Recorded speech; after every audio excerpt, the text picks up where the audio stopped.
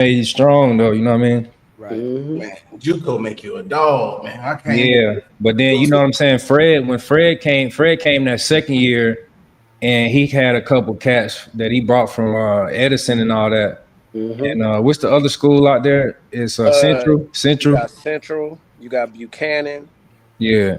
Yeah, you got some other schools over He bought a couple cats, and they had schollies and all that. So you know what I'm saying, when he brought his guys in, they had teams and all that. So when they came out there and seen me, that's when I started racking up offers. I was like, yeah, Fred came right on time. Oh yeah, Fred know his shit, man. That's my dude.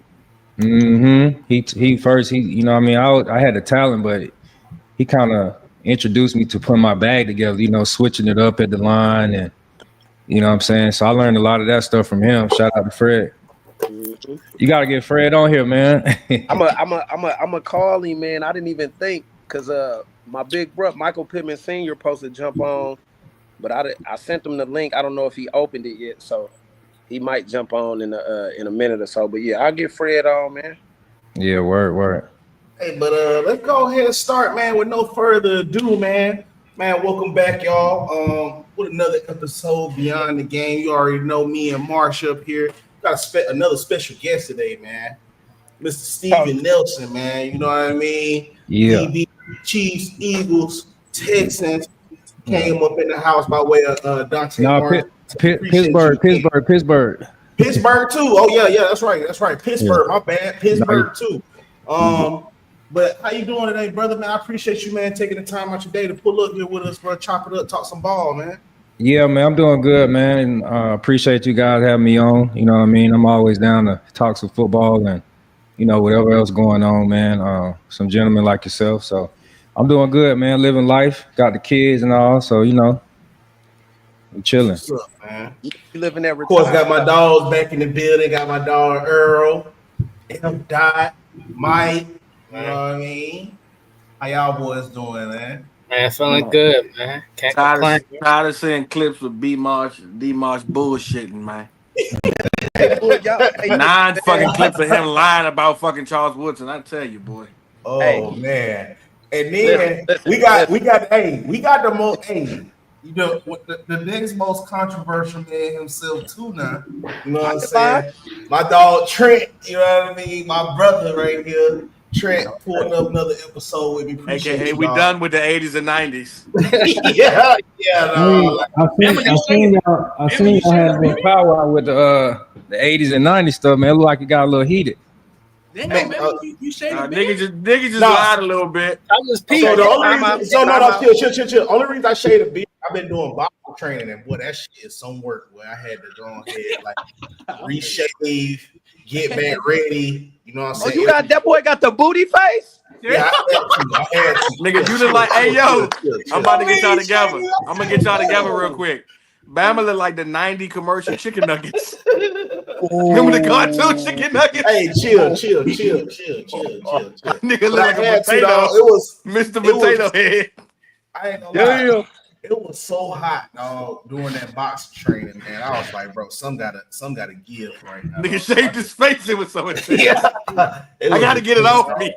Real work. And I'm using them 16s. Oh, I'm using them 6, but that just won't work, man. I ain't gonna lie. Hey, what you trying to do, Bam? You trying to slim down? You trying to bulk up? What you trying to do? Yeah, I'm trying to slim down, man. No, look, you can't be 5'2" and 140, nigga. You move around. Check it out. I bullshit y'all not.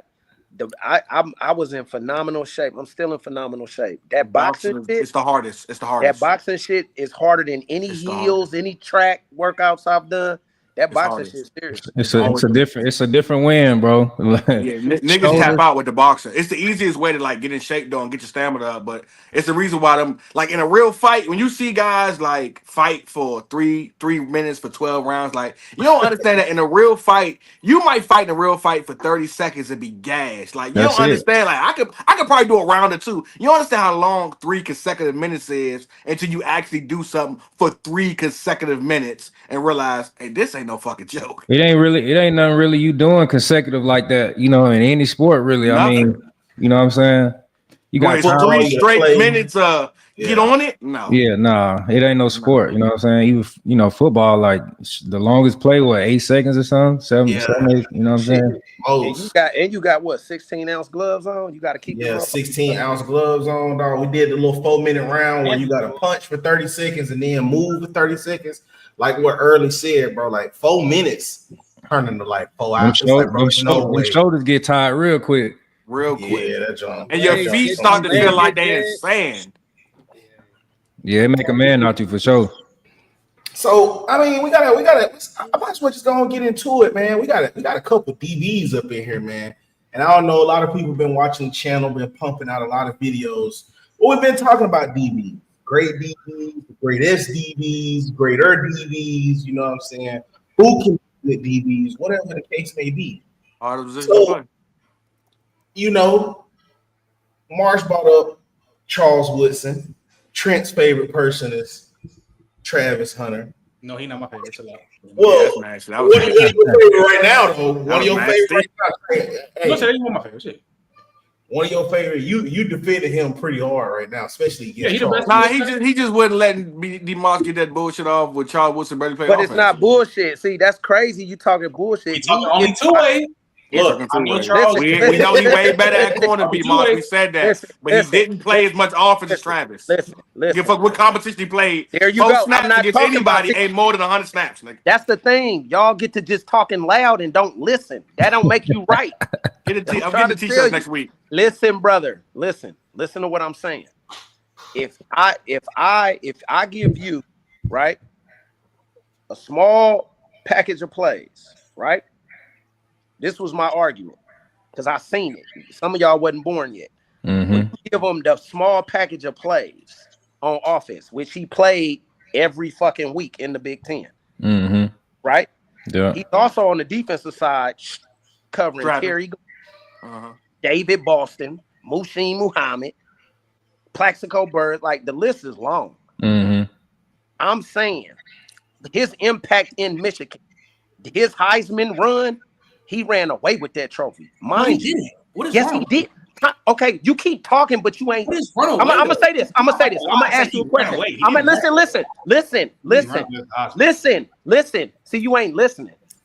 He didn't have to play 1,000 snaps on offense, and he still won it. He beat Ryan Leaf, Peyton Manning, and Randy Moss. Can you please tell me if you got some guys? I don't even know who was up for the Heisman other than Genty. Ashton Genty, who was just running back. Dylan Gabriel was trash, but he was. Charles won his house, but don't say he ran away with it because he didn't. He did. The votes were still close. He ran away with that. He didn't run away with you. What? Now he did win the bet. He did win the Heisman better competition. We'll say that. But when you say run away, that means the votes was not even close. Do we know the vote? Do we know the vote? Listen, he didn't have to play. Charles didn't run away with it. Get them votes. We'll get the vote stats. Get the vote stats, Mike. Do we know a comparison on Travis Hunter votes and Charles Woodson? Travis and Genty was the closest vote since 2009 because it was close to the first ballot. It was close. Yeah, he definitely didn't run away. But you want to say Charles Woodson had more first? No. When you say it was, listen. I'm going to say they votes. You want to say they? I'm going to explain it to you. Listen, we're talking about because to your point. I'm gonna say this, and y'all can agree or disagree. I'm saying on sample size, he won the Heisman without having to play every snap. That's how big of his impact was, is what I'm telling you. And we respect that, D-Moss, but what we're saying is, imagine having to play all the defensive snaps and then all the offensive snaps. Be a bench offensive player on your team. That's on your team, bro. But time out. You're saying on your team at first. Before you were saying he's the best wide receiver in the country. He was. You can literally argue. He said third. He said third. I can't argue that because he's number 4. He's number 4. He's definitely number 4. This season, you have. He's number 4. Not number 4. It's not 4. Shots, Howard. It's not 4. So who? Let's say this. So who on Michigan? Now going back to Travis Hunter. Travis Hunter to me seemed like obviously the best player on the team. It seemed like he had to play all the snaps. You know what I mean? Now, I feel like Michigan, I don't know back then, but did they have multiple guys that was able to, so to the point where he didn't have to play? He didn't have to play offense every snap. question. Okay, their receivers was Ty Streets, Russell Shaw, Kevin Bryant, and Marcus Knight on that 1997 team. Mm-hmm. I'm not sure. I don't know who they is, but So I'll go out because I know Marcus, but I'll go out and say Charles was better than them. Okay.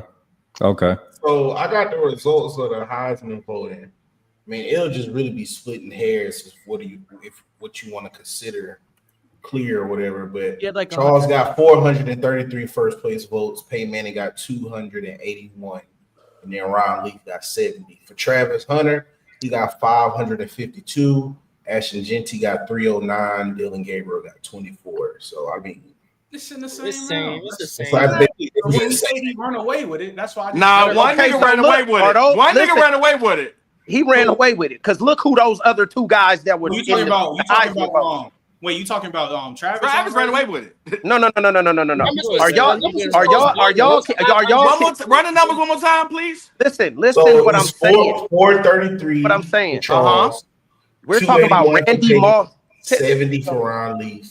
17 for Randy Moss. You saying what's you saying the talent in this Heisman race wasn't like the one equivalent to. I agree. Yeah, that's what we said. We agree with that. Let's get that. I agree on that. Period. Hold on. I agree on that. So the reason why I said run away with it, Trent, because he didn't have to listen. I want you to understand where I'm coming from. He don't have to play 100 snaps on offense. You think he could? Travis, listen. If Travis don't play that much offense, he ain't sniffing that trophy. You think he could? Because I think he could. I train with Wood. I'm just saying because a lot of people say, "Oh, he didn't have to." It's maybe he just could have. Because the players that in the time he played was really. It's also coaching too. Also, you got to think about his coaching too. Like they, you know what I'm saying, whoever the Michigan coach was, they probably a lot of teams don't get down like that. Like you know what I'm saying. That's kind of. No, they didn't. They probably didn't even. My main point is that when we're talking about the best players in college football history, when you compare Trav to the rest of the group that played two ways, it's not compared because Travis gaps all of them in what we want to talk about when it comes to it. Like Charles Woodson had 11 catches in his Heisman year. But look, let me ask you this, Trent, though. But is it fair? Is it fair to say that though? Because even Travis said if he would have went to Florida State, he would have played DB majority. Yeah, that's what I'm saying. It's the coaching. It's the coaching. Like some coaches, they not allowed. I mean, most of these guys that come into the college, you know what I'm saying, leagues or whatever, they play both ways in high school. You know what I'm saying? But when they get to that level, they got to pick a side. You got to pick a side. So are we taxing Travis? All I'm saying is, Bama, you can say like it's like at the end of the day, to me, when we're talking about two-way players, after you play where you play at. So they allowed Travis to do that. He did something we've never seen before. He's the greatest two-way player I've ever seen in my life. We've never seen what Travis did. We've never seen a player win Biletnikoff and a Bednarik in the same year. We've never seen that. He shouldn't have won the Biletnikoff. Yeah, I'm sure. That makes it why. Why? To me, I think it's a lot of other variables involved. I mean, nowadays you got the hype from social media. Thank you. You know what I'm saying? They didn't have as much social media back then, so now everything is heightened. You know what I'm saying? So, yeah, of course, if this guy's playing both ways, also you under the Deion Sanders umbrella, like you gonna get blown up a little bit. He gonna get, but Trav been having that recognition. Listen, what I'm saying. This was never to knock Travis Hunter. That's. I think. But who do the Heisman voting though? Listen, Woodson was the face. It was never a knock on him. He has more offensive snaps. He put up more offensive numbers because he played all the snaps. So now we can, since we throwing variables around, I know personally Wood could have did that. He didn't have to. First of all, that was frowned upon back then. Because see, I had to remember my freshman year in college was 1997, right? We go play Oklahoma State. We go out to Stillwater, Oklahoma. There was another guy in college football playing like that, but he got overshadowed because he was at Oklahoma State in the Big 12. He go by the name of R.W. McQuarters. Yeah, he played for the Giants. He was a first-round draft pick. He was a fire-ass receiver. He also played 3 years of basketball at Oklahoma State. So there was guys that were doing this shit is what I'm telling you prior to this Travis Hunter thing. It just wasn't magnified like that is what I'm saying. So we not finna say he couldn't do it. Oh no. Wood was listen to me. I'm telling you, because once again, I'm not finna just talk out my ass. I seen it close in person for months. Like super athletic. Also, Mr. Ohio in football running for 2,000 in high school. So let me ask you this. Let me ask one more question. Trent, you think if Travis had to play, let's see, Vanderbilt, LSU, and Florida back to back, he'll be able to withstand playing both ways against talent such as that? Yes, I think he would. I mean, I don't see why he wouldn't. Like I don't see why he wouldn't. Like I'm just saying when he played against Kansas, it's a lot of ifs. DBs. It's a lot of ifs. Yeah, it is a lot of ifs. He played against Kansas. If I'm being honest, I think if you go hold on, early off a screen, but he dog walked. His only yards came off screens, bro. Melo and Kobe locked him up. Nigga, what? No, he didn't. Outside of the screens, Trent. Outside of them, come on, we watched the game. Outside of them screens, bro, they only had like 14. Not true. Like outside they of also couldn't protect long enough to do anything. But that's what I'm saying. What? I give you, but even if he got busy in the screens, Bama, it's just once the ball in my hand, I get busy. It don't matter. If you have 150 yards, but one of your catches was a 90-yard screen pass, brother, that's still 150 yards. But it's not really. You can't say he just got busy on the DB though, because there's somebody going out to block him. That's just a DB getting blocked. But I mean, Yak is still important as far as just like receiver. I mean, I give you Yak. I mean, yeah, Yak is important. But saying that's got off. I mean, we got a DB right here. Steven, if 2 DBs. So if the only yards I got on you running no routes, if you ain't running no routes on me, catching the ball on me, I'm not. He had a $125, 8 catches and 2 tuds. Yeah. Bro, I'm trying to. I gotta see it because Kobe Bryant is in that. I watched it, bro. That's why I say I hate running to them stats, bro. I hate running to them stats. Damn, I watched that. We watched it. You just said we all watched. That's what I'm saying, bro. The biggest play he had on Kobe and then was that screen, bro. That's what I'm trying to say. Okay, but what is that to say? That's all he did that game, though. That's just not BYU, Wisconsin. BYU, he ate. It's that nigga.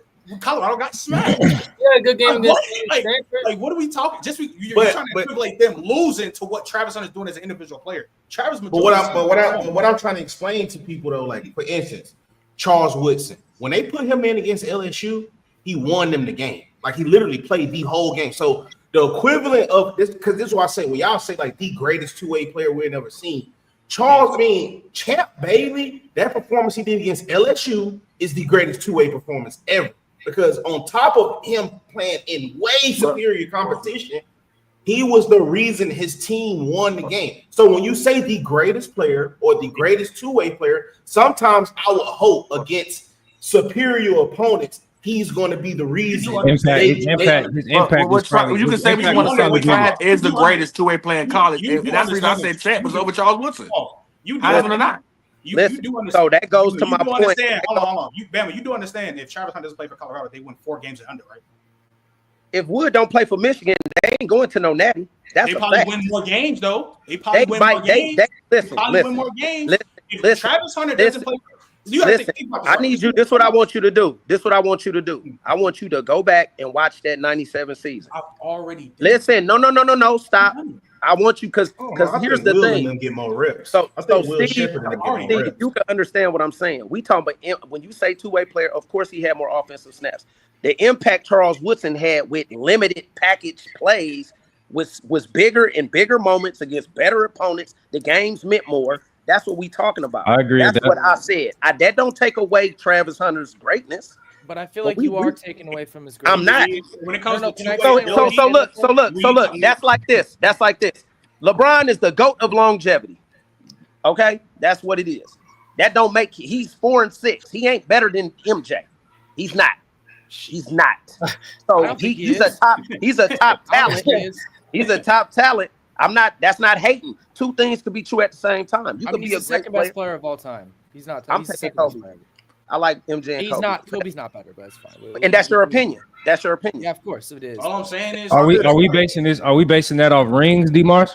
Nope. That's what I'm saying. Now you did. We're talking about overall basketball. Your last statement was take. before Listen. This is okay. So when I'm looking at a lot of niggas went to the league on this football team, though. I'm just being honest with you. A lot of niggas went to the league on this when you win the football national championship, you're gonna get a lot of players in the NFL. And we That's talk not about true. Big That's 12. Let me ask you something, D Wood, without looking at it, D Wood. What you think he had? What you think Charles Woodson had the whole year receiving wise? Oh, I've already said it. We've already talked. Hey, be quiet, Trent. D-Mark, without looking at it, what you think Charles Woodson did the whole know year? Exactly what he had. We talking about he getting the game. I'm asking you what he had. So I'm asking you. That don't tell the story of impact, brother. So how does it? I'm gonna be honest with you, right? How many games? You guys were Because I'm gonna do this. I do this thing where I ask you questions to know, so you know I didn't say it. You said it. You said Yak doesn't matter when that's all Charles Woodson did as receiver. You just downplayed it with the K-State stuff. Not even that.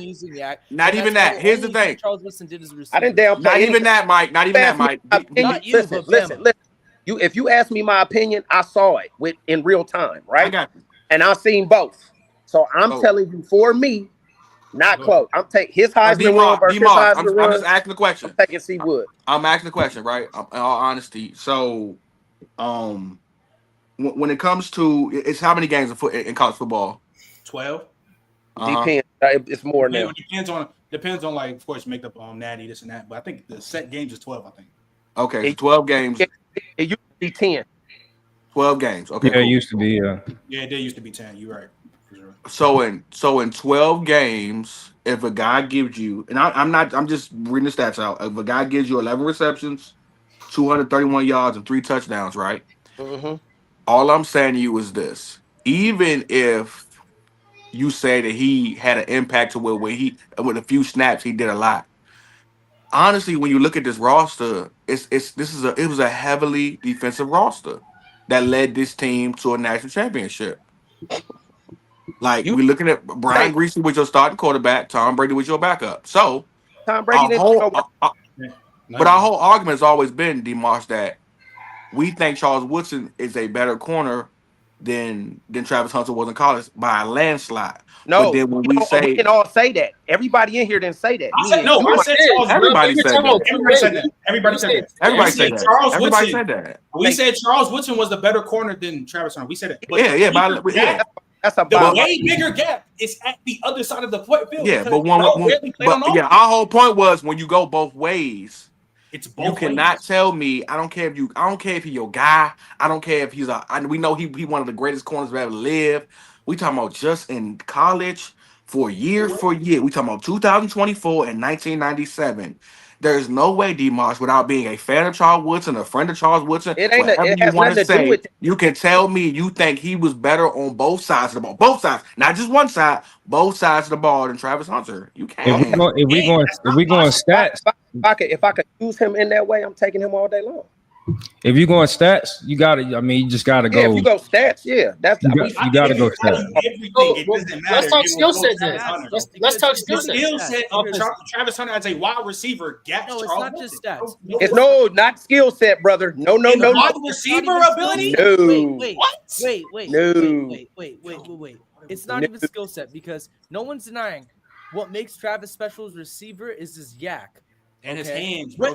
Wood had yak. His hands, bro. But Travis what he does, does, generational what hands, he did bro. with the yak on offense.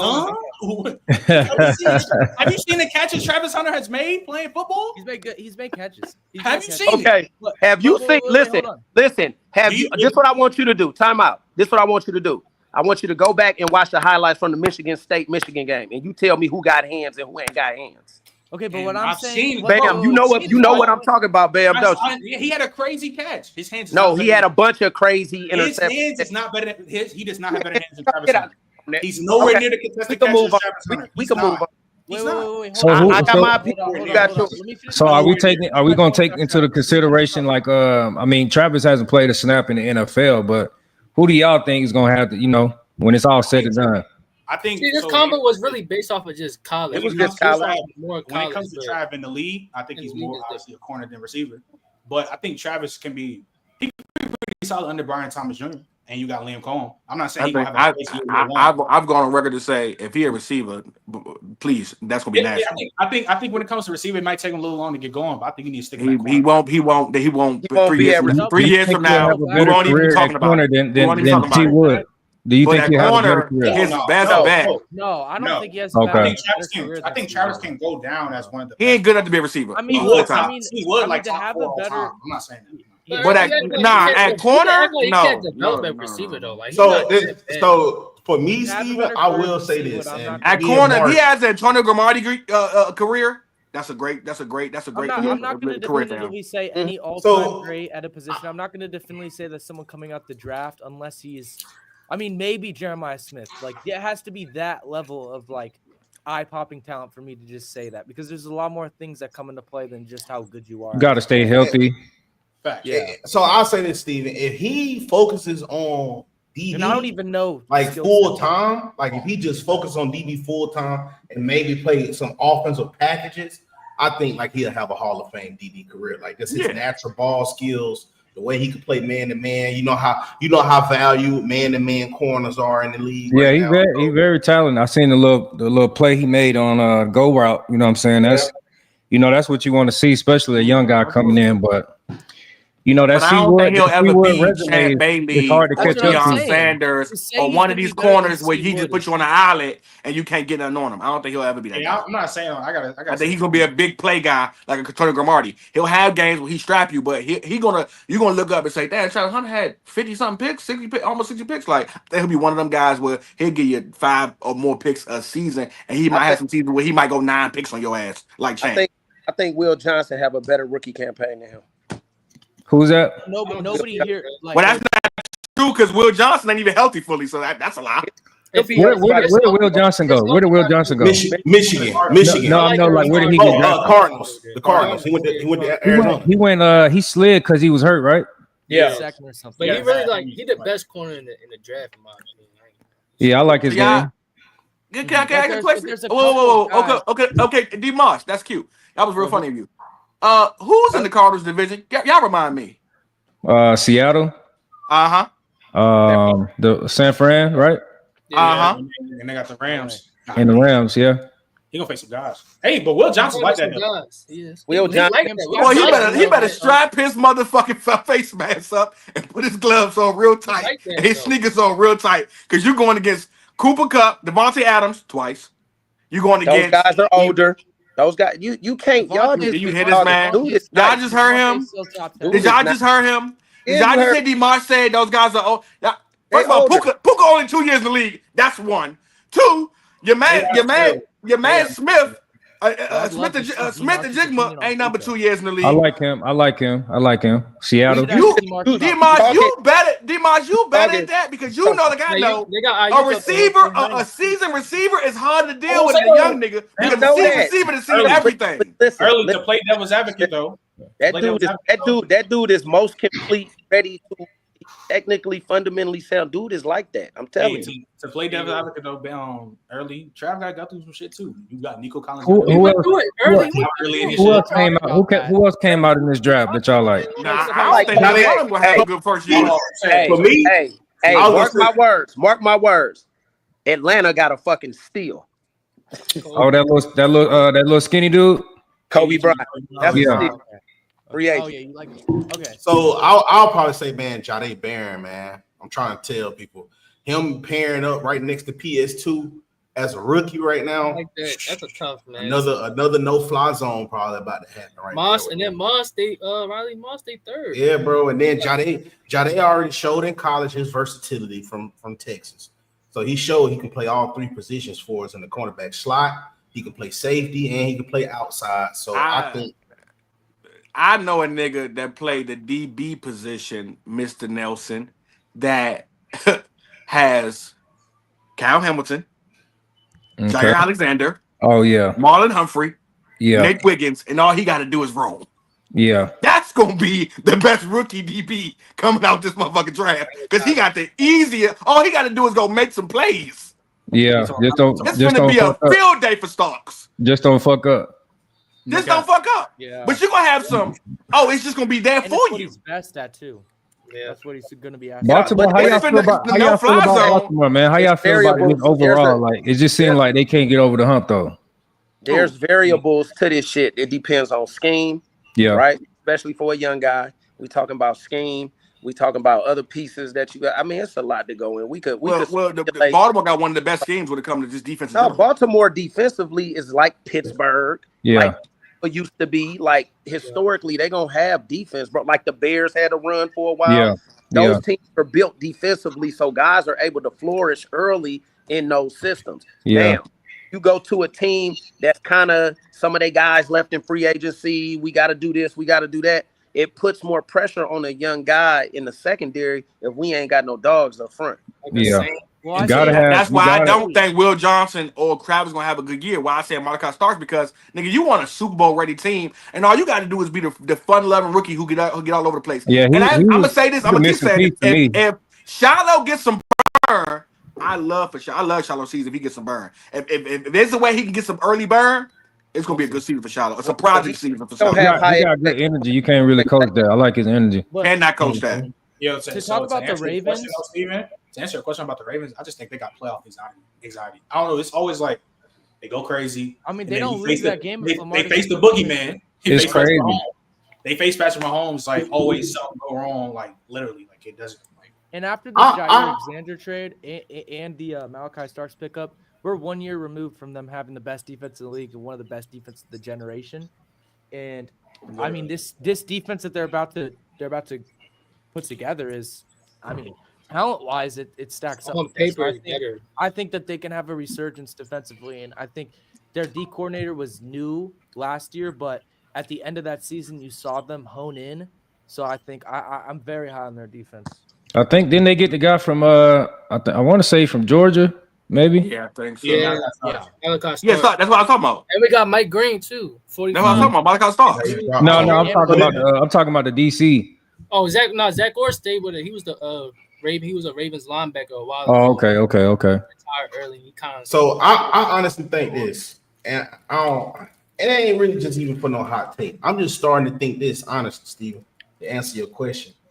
I'm starting to think, bro, Baltimore just might be unlucky for Lamar. And what I say by that is, for him to have the first half he had, and then for him to basically play perfect, you know what I mean? And for and Mark Andrews dropped that pass. Yeah, that was tough. That was tough, dude. Like, and Mark Andrews, but Mark Andrews catch that 15 out of 100 out of 100 more times. That was tough. Also, that don't win the game though. That just ties it. And then, but listen. And then on top of that, last year the unlucky fumble. And then he throw his only pick. He throw it into double. People can say, "Oh, whatever, he choked." But it's just like you had the unlucky game at home last year where you had him on. I feel like every time they get to the playoffs, it's always some unlucky incident that happens to where they end up losing the game they could win, bro. And I just feel like at this point, maybe, bro, I don't know. Maybe Lamar would do better somewhere else. They just gotta. It be them critical moments for them, like you mentioned, the fumble, like that crushed them versus Kansas City. You know what I'm saying? On the goal line, they just gotta really hone in, and I think don't turn the ball over, all kind of stuff. Because he turned the ball. He had a couple fumbles last year, I believe. Well, can I say this? Hold up real quick. What should be unlucky for Lamar though? Because I just feel like that's just other than not getting him a number one receiver, it been his fault. It's not really his fault. Or just being nasty because y'all just talk about Andrew dropping the ball. If he plays too good for halves, they win the game. He did nothing the year before. The damn Chiefs held him to no points in the second half. He did nothing the year before. So Josh Allen. Stop with that weird shit, man. No. Josh Allen only had like 150 yards. Listen. That ain't. Listen. Listen. But I'm saying, go ahead, D-Moss. I'm saying this. Here's the problem, and this is why I have to explain to some people, not y'all per se, but when I had these conversations with people that never played pro ball or just people that's fans, everybody thinks that this quarterback, he gets too much recognition for when shit go right, and when shit go wrong, he gets too much criticism, right? Here's the thing that y'all got to understand. Baltimore, the way they are built as a defensive team with a good running game. You don't. My man Trent Dilfer won a, Fresno State alumni. He won a fucking Super Bowl with the Ravens. Defense, yeah. So what you got to understand, the way that team is built, he don't have to go out and throw for 300-400 yards. He's capable, but he don't have to be perfect because they got a solid ass running game, which they've had. We could go back to my man from Atlanta in the early 2000s out of Tennessee. What's his name? Steve McNair. Early. No. Tennessee. Oh, Chandler. The running back, 31. It's Jamal Lewis. Jamal Anderson. Jamal Anderson. They was doing the Dirty Bird. Jamal Anderson. Lewis. Jamal Lewis. I'm tripping. He's from Atlanta, but Jamal Lewis. Jamal Lewis. I'm tripping. I'm thinking. That's what I said. I'm talking the Ravens. So he don't have to be. That's the way they're built historically. Just like Pittsburgh, same shit. You don't have to be great. You got to be good, but you don't have to be perfect because I'm going to give you a good-ass defense, and we're going to have a solid running game. Just don't fuck it up. Yeah, don't fuck it up. I think what it is... I'm going to say something when you're done, but I got to rebuttal something. I think it's unfair, because I was having a conversation earlier. I think it's unfair that we try to, if he don't win no Super Bowl, that take away his legacy. Nah. In football, it's more of a team sport. Less of one person can take it over. It's more rare to do that in football versus it is in basketball. You get what I'm saying? So I just think, I'm not saying, yes, the Super Bowl is going to solidify shit, I guess, but he's already a, two-time MVP. Yeah, should have had it. Should have won it last year, in my opinion. He's going to be a Hall of Famer. He should have won the year before, though, so he good. I don't think he unlucky. I think it's not his time yet. They ain't put it all together, and I don't think it's all on him. And you gotta say, I've said this on my podcast. When he figure it out, he's better than Patrick Mahomes. You can't. When he figures it out, if he ever figures it out, I promise you, if he can figure it out, not as a passer. Any day. Baltimore doesn't get blow it up. You can't. If they don't get a premier weapon and wide receiver, they're never going to win a ring. No. That's what I was going to say, Trent. You got to change it up. They got to change it up. They team like bro said. You need a receiver on the outside because the problem in the playoffs with quarterbacks is you need to be able to throw the ball down the middle of the field consistently when you're facing pressure. And when you look at Lamar's game, that's what he does the least out of anything. Yeah, and I think like bro said, like that team is built around the run game. That's why they go out and get, you know what I'm saying, Derrick Henry. Lamar's a run first guy himself. He's trying to go into the passing world, but that system they don't ain't trying. Yeah, well, I'm just saying they don't allow them to go out and get, top-notch receivers. That's why for the last couple of years they've been going out getting older guys. They went and got Odell Beckham. They went out and got DeAndre Hopkins this year. You know what I'm saying? That's just for the fans. But if you're going after older guy, go get Tay, because I don't think Tay's washed him at all. But most teams, the way they beat them, they got Diggs or Tay. Every time we played the Baltimore Ravens, we always knew we just had to stop the run. You know what I'm saying? Most receivers don't want to go there in free agency because they ain't gonna get the touches. Yeah, they ready. They run the ball 30 times a game. Okay, Hollenberg.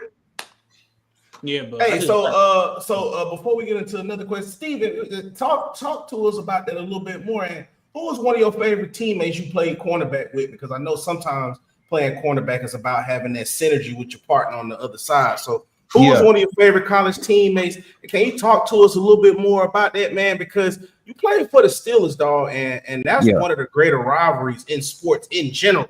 Ravens versus Steelers, man. So can you tell us one of your favorite college teammates and talk to us about that a little more?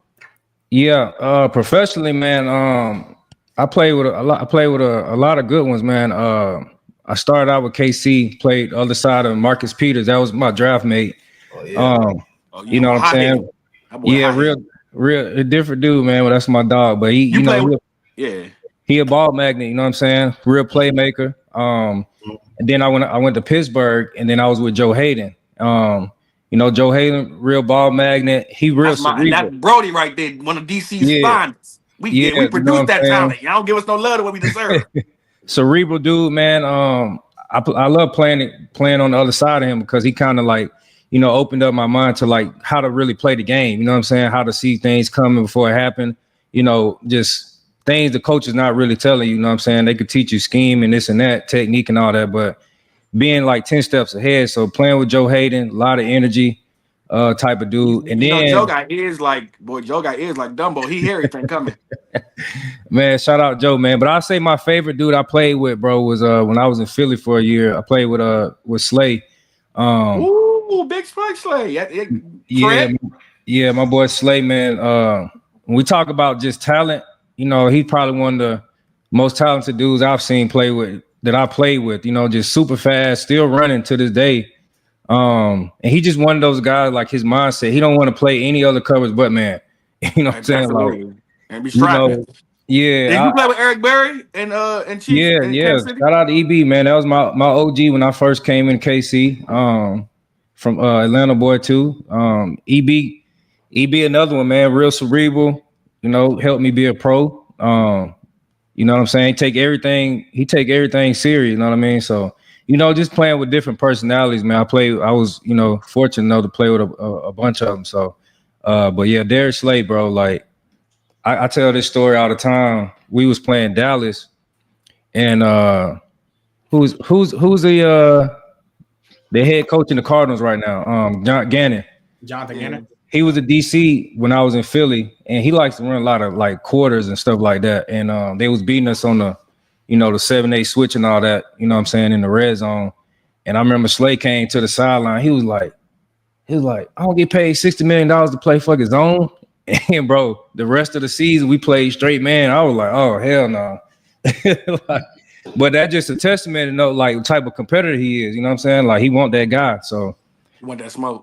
Yeah, a lot of dudes ain't like that. A lot of dudes be in the film room, they be like, hey, you got him. They be looking around like, you like shit. I used to be like, shit, I'd take him, but it's political and all that. But shit, yeah. Slay always wanted that guy. Shouts out to Slay. We had an interview. We just had an interview with him, me and Trent. And you right, dog. Like how what you saying? Like that boy is a real competitor, bro. Like just from how he talk and how he do the game. It's not even arrogant. It's just. Nah, just like he want that smoke like every second, like, and I respect that. And that shit contagious too, because it's like shit, they ain't finna keep throwing over here either. Like shit, you know what I'm saying? Who the best?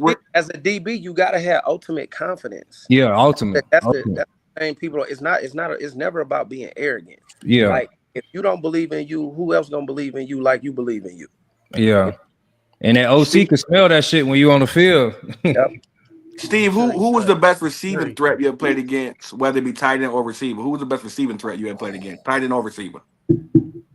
Well, my worst game was versus Julio when I was young. So, you know what I'm saying? You told my ass. Don't say that name around here. Don't say it too loud.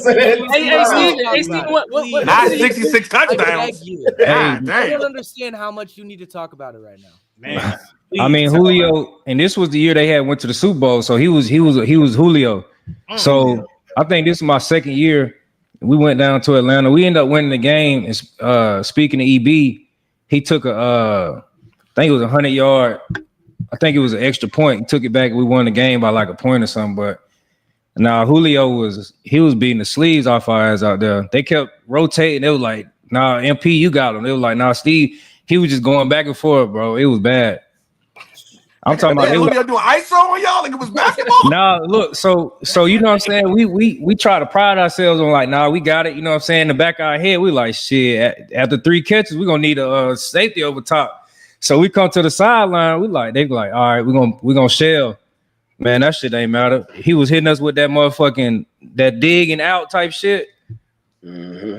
That shit was brutal. How you feel about because you ain't seen it in person? How you feel about Julio Jones route running?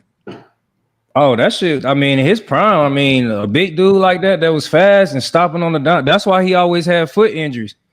He was stumping so hard on that motherfucking turf, and you had to respect the go ball because he had this like that Randy Moss shit, like throw his hand up.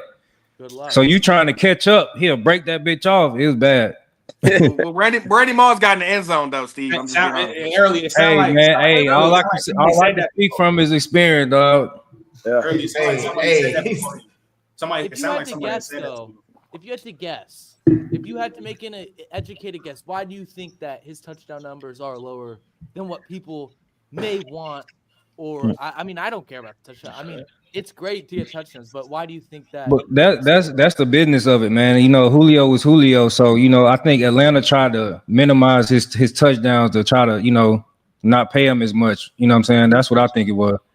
No, it wasn't like business though. It's a business. Though. Nah, you're right. I mean, it's not like I didn't even think about that, bro. That's a great thing. You gotta think, bro. It's not like I mean, shit. They was whooping Tom Brady them ass, and they started doing some bullshit. Like they could have just kept feeding them. They couldn't stop them. What were they doing in that? They were doing so Steve, let me.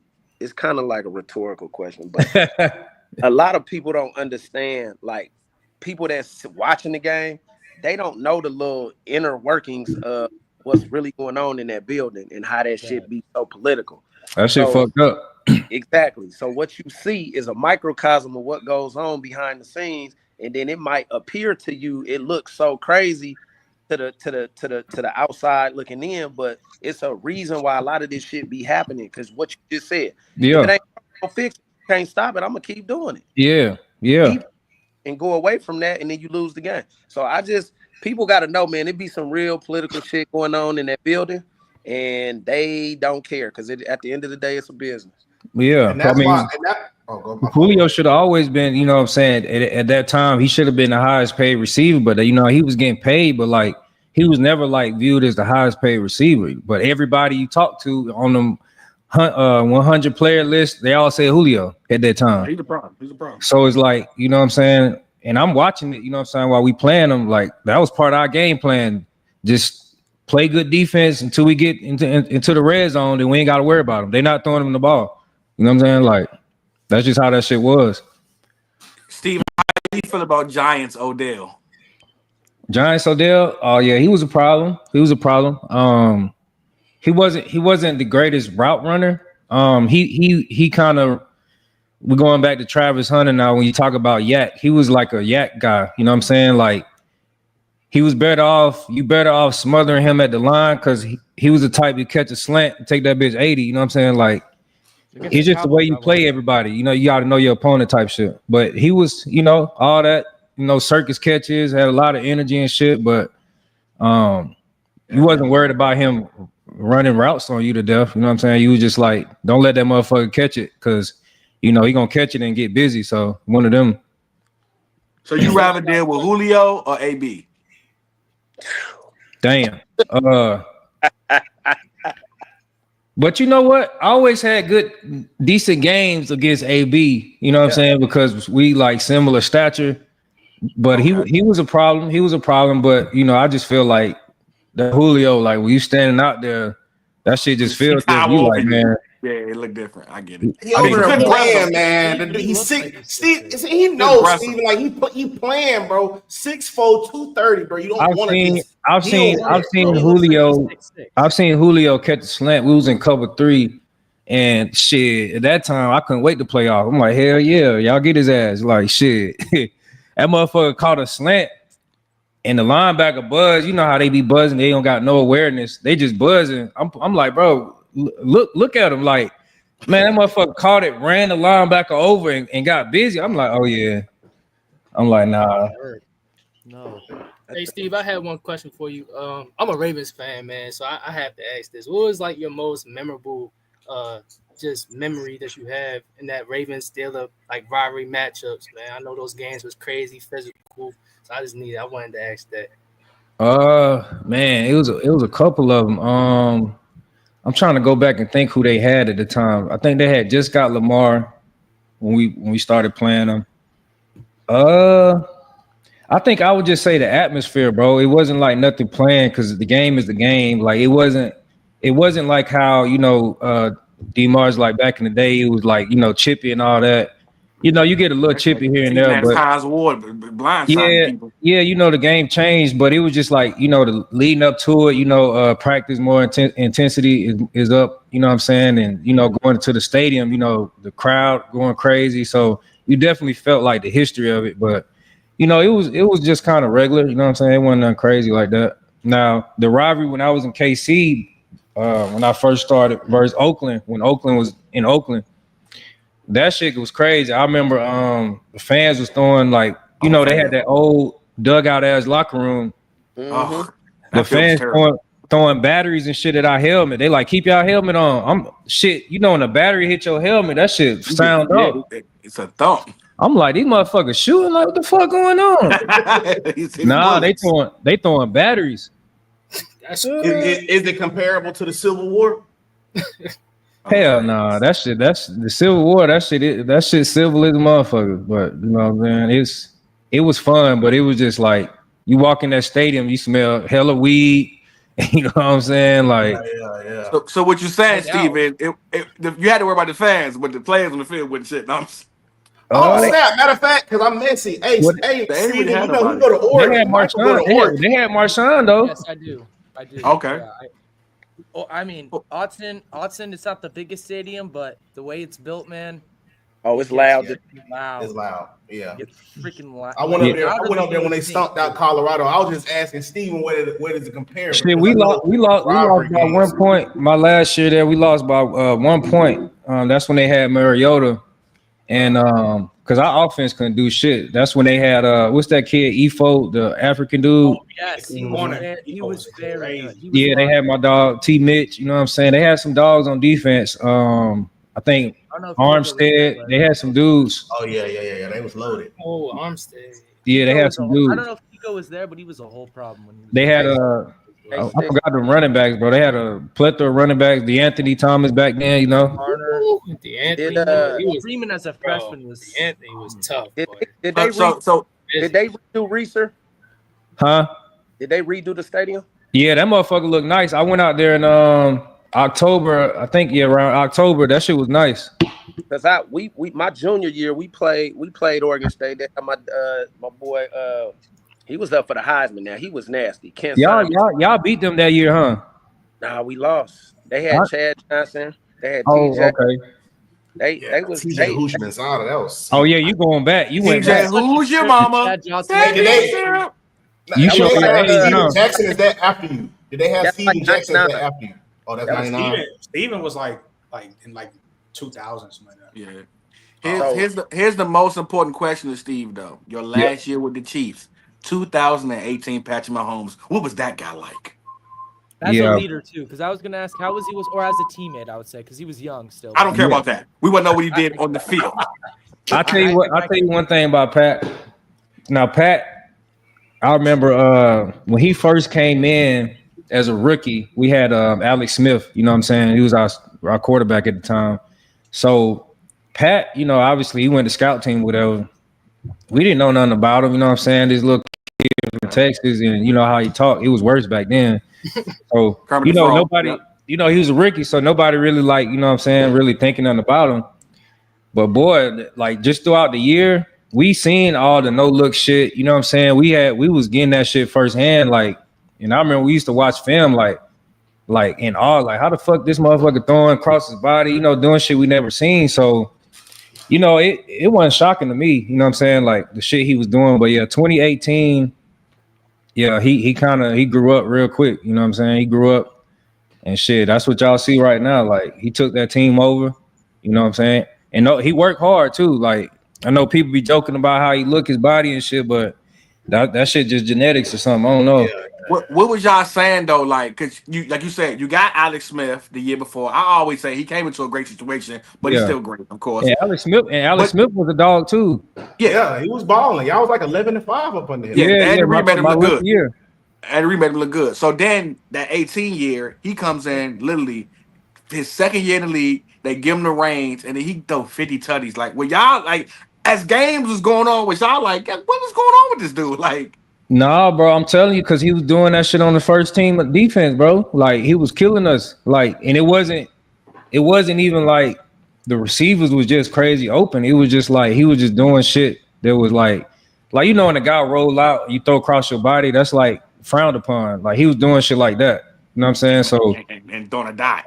Yeah, so after his rookie, the last game we played Denver in the 11-5 season. We played Denver, and that's when all the the scout team players play and shit like that. And he torched. I don't know if y'all remember that game, but he torched Denver. That was like his basically coming out party. Like what I'm saying, he torched Denver on that last game, and we just knew. We was just like, man, they let this motherfucker play because nobody knew about him but us. You know what I'm saying? So yeah, it be like that. You seeing that shit in practice every day.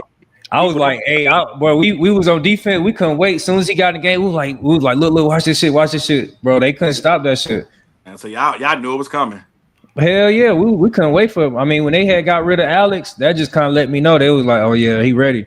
But 50 touchdowns, like I know it. That woo, like I know he looked good in practice, but he forced the league that first year. Like, I mean, you got Andy Reid, one of the best coaches. You know what I'm saying? You got, absolutely. I mean, that whole staff. Doug Peterson, they had Matt Nagy, a couple more dudes. That whole tree went on to be head coaches. You know what I'm saying? So, and Doug got a Super Bowl. Yeah, he had all them motherfuckers, and he had Eric Bieniemy. Like, you know what I'm saying? Woo. Yeah, he had a cast with him, but you know what I'm saying? We just knew what time it was. I think when you have a coach of that caliber, got a coaching staff, people don't understand you don't need the top of the top athletes. No, because when you develop your culture, you go get pieces to fit what your vision is, what your philosophy is. Yeah. You can go get a guy that don't have to be a first rounder, and he gonna play like a first rounder, bro. Because he got to get with the program, and that's how Andy run his shit. He like. You know what I'm saying? Then not to mention we had Tyreek, you know what I'm saying? We had Tyreek Hill. That's why he had 50 touchdowns. You got the fastest motherfucker on the field. Harmon, right? Then you got the connection with Kelsey. I think Kelsey helped him grow up quick because he was always an outlet. You know what I'm saying? Like, oh yeah. He was safety guard. Right? Yeah, Watkins too. Yeah, we had Watkins, you know what I'm saying? So it was just it was crazy, you know what I'm saying? But Kelsey was just like, I think any quarterback that had him, you know what I'm saying, was a blessing because when you in panic, he don't really run routes. He just getting open. He be over there dancing. You can't guard him. Basketball. He used to fuck us up in 101s and shit. We were like, new dudes used to come in. They'd be like, yeah, I'm gonna take the slow guy to tight end. I'm like, all right, I'll tell you something about that 87. But I think that's partly because he played quarterback and like a little bit of college and high school. He know what it be, and like you said, he don't run routes. He just know how to find the gap. Like he know when to freestyle. He know when to like which way to go. Like he just be dancing all day. It's almost like a basketball player. Like he'd get open in the zone and be like, "Oh, I go left. I'm gonna be wide open," and then go left on you with some weird shit, and then be wide open. The way he moved and torque his body, you know what I'm saying? He able to change pace. It's like. Cause he a hooper too, so like all that shit, you can tell. He got strong hands, like that motherfucker was different. And then they get the boogieing on you, get the dancing on you, man. So yeah. So to get back to something more controversial, you know what I mean? We is on a debate show. I want to get back because we were talking about the DB. So best college DB ever, man. I want to, and I definitely want to start with March. Who's your best college DB ever, and why? Okay. The reason why I say Wood, because the conventional wisdom would say Deion, right? Now, this is educational purpose too, because it's a guy by the name of Dre Bly that was nasty at North Carolina. Oh yeah, Dre Bly was so good. Dre Bly was so good. So look, there's a lot. He was little too, like 5'9". Yeah, but he was a playmaker. He 5'9" with some big ass hands though. Like Dre Bly was a problem, dog. So there's so many guys that were good. Chris McAllister in the late 90s was good here.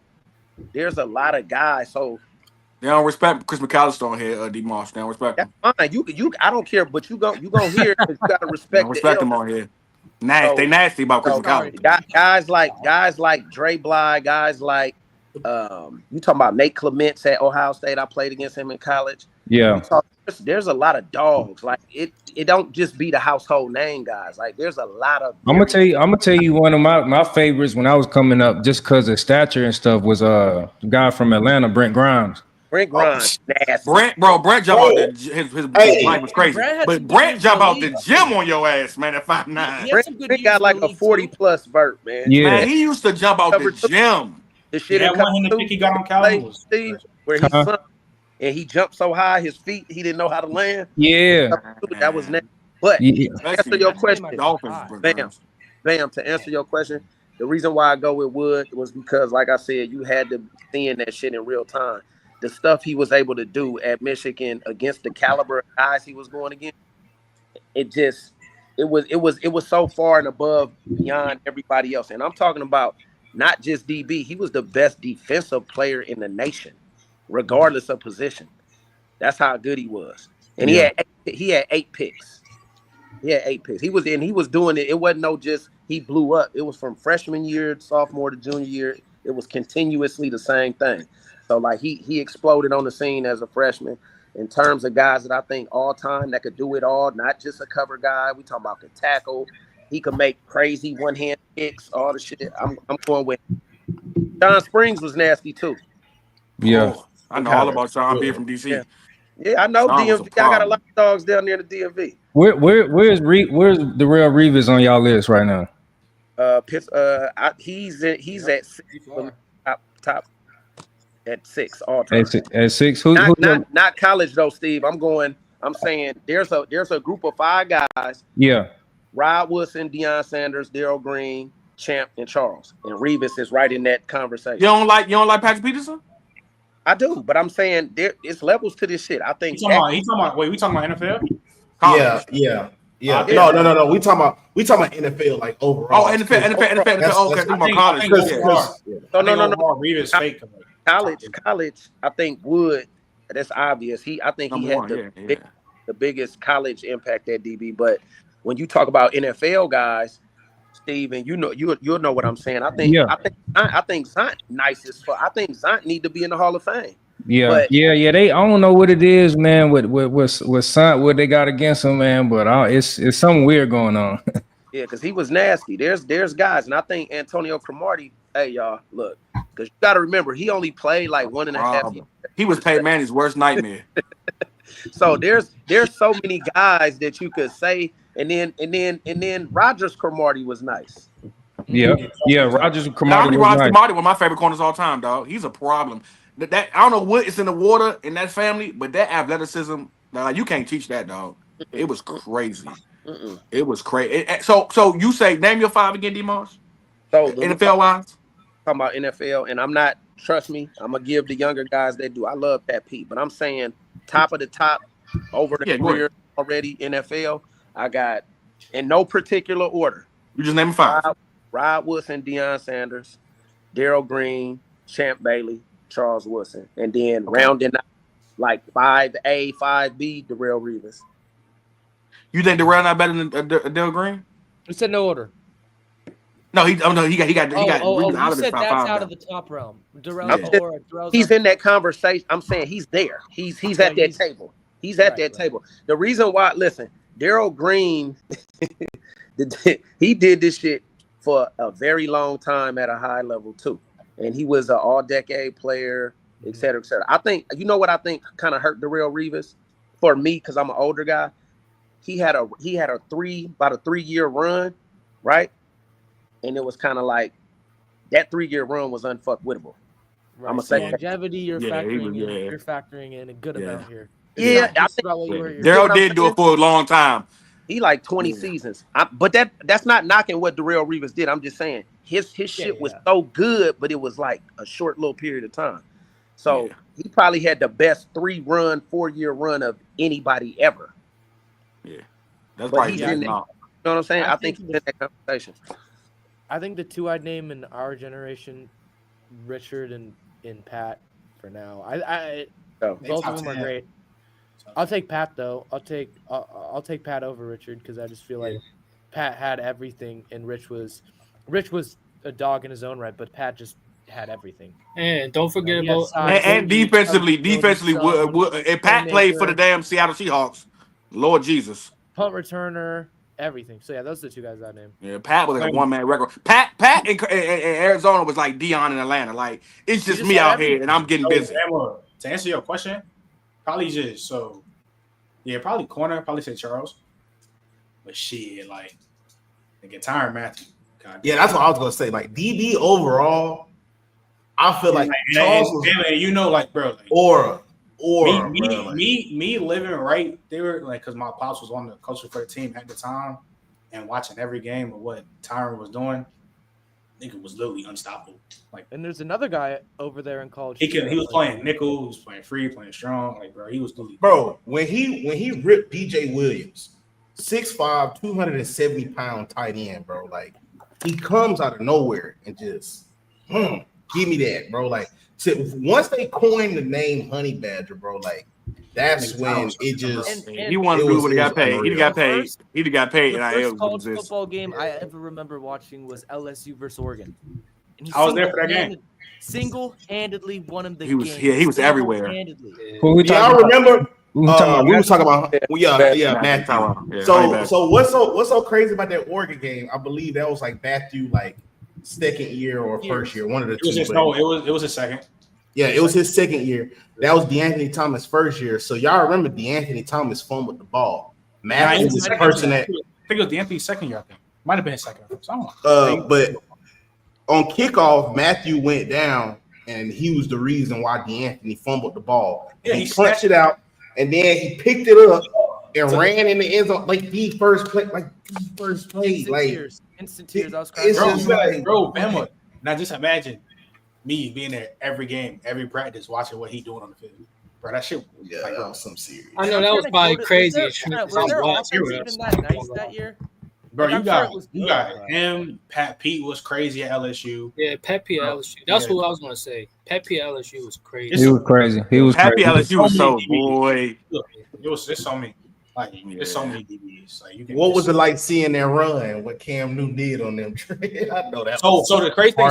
So 2010. That was my dad's last year with the Giants because he left. He left because of the whole the whole Deshaun Jackson shit. I was there for that shit. So I was sick as hell when he got that permanent touchdown with the time expiring.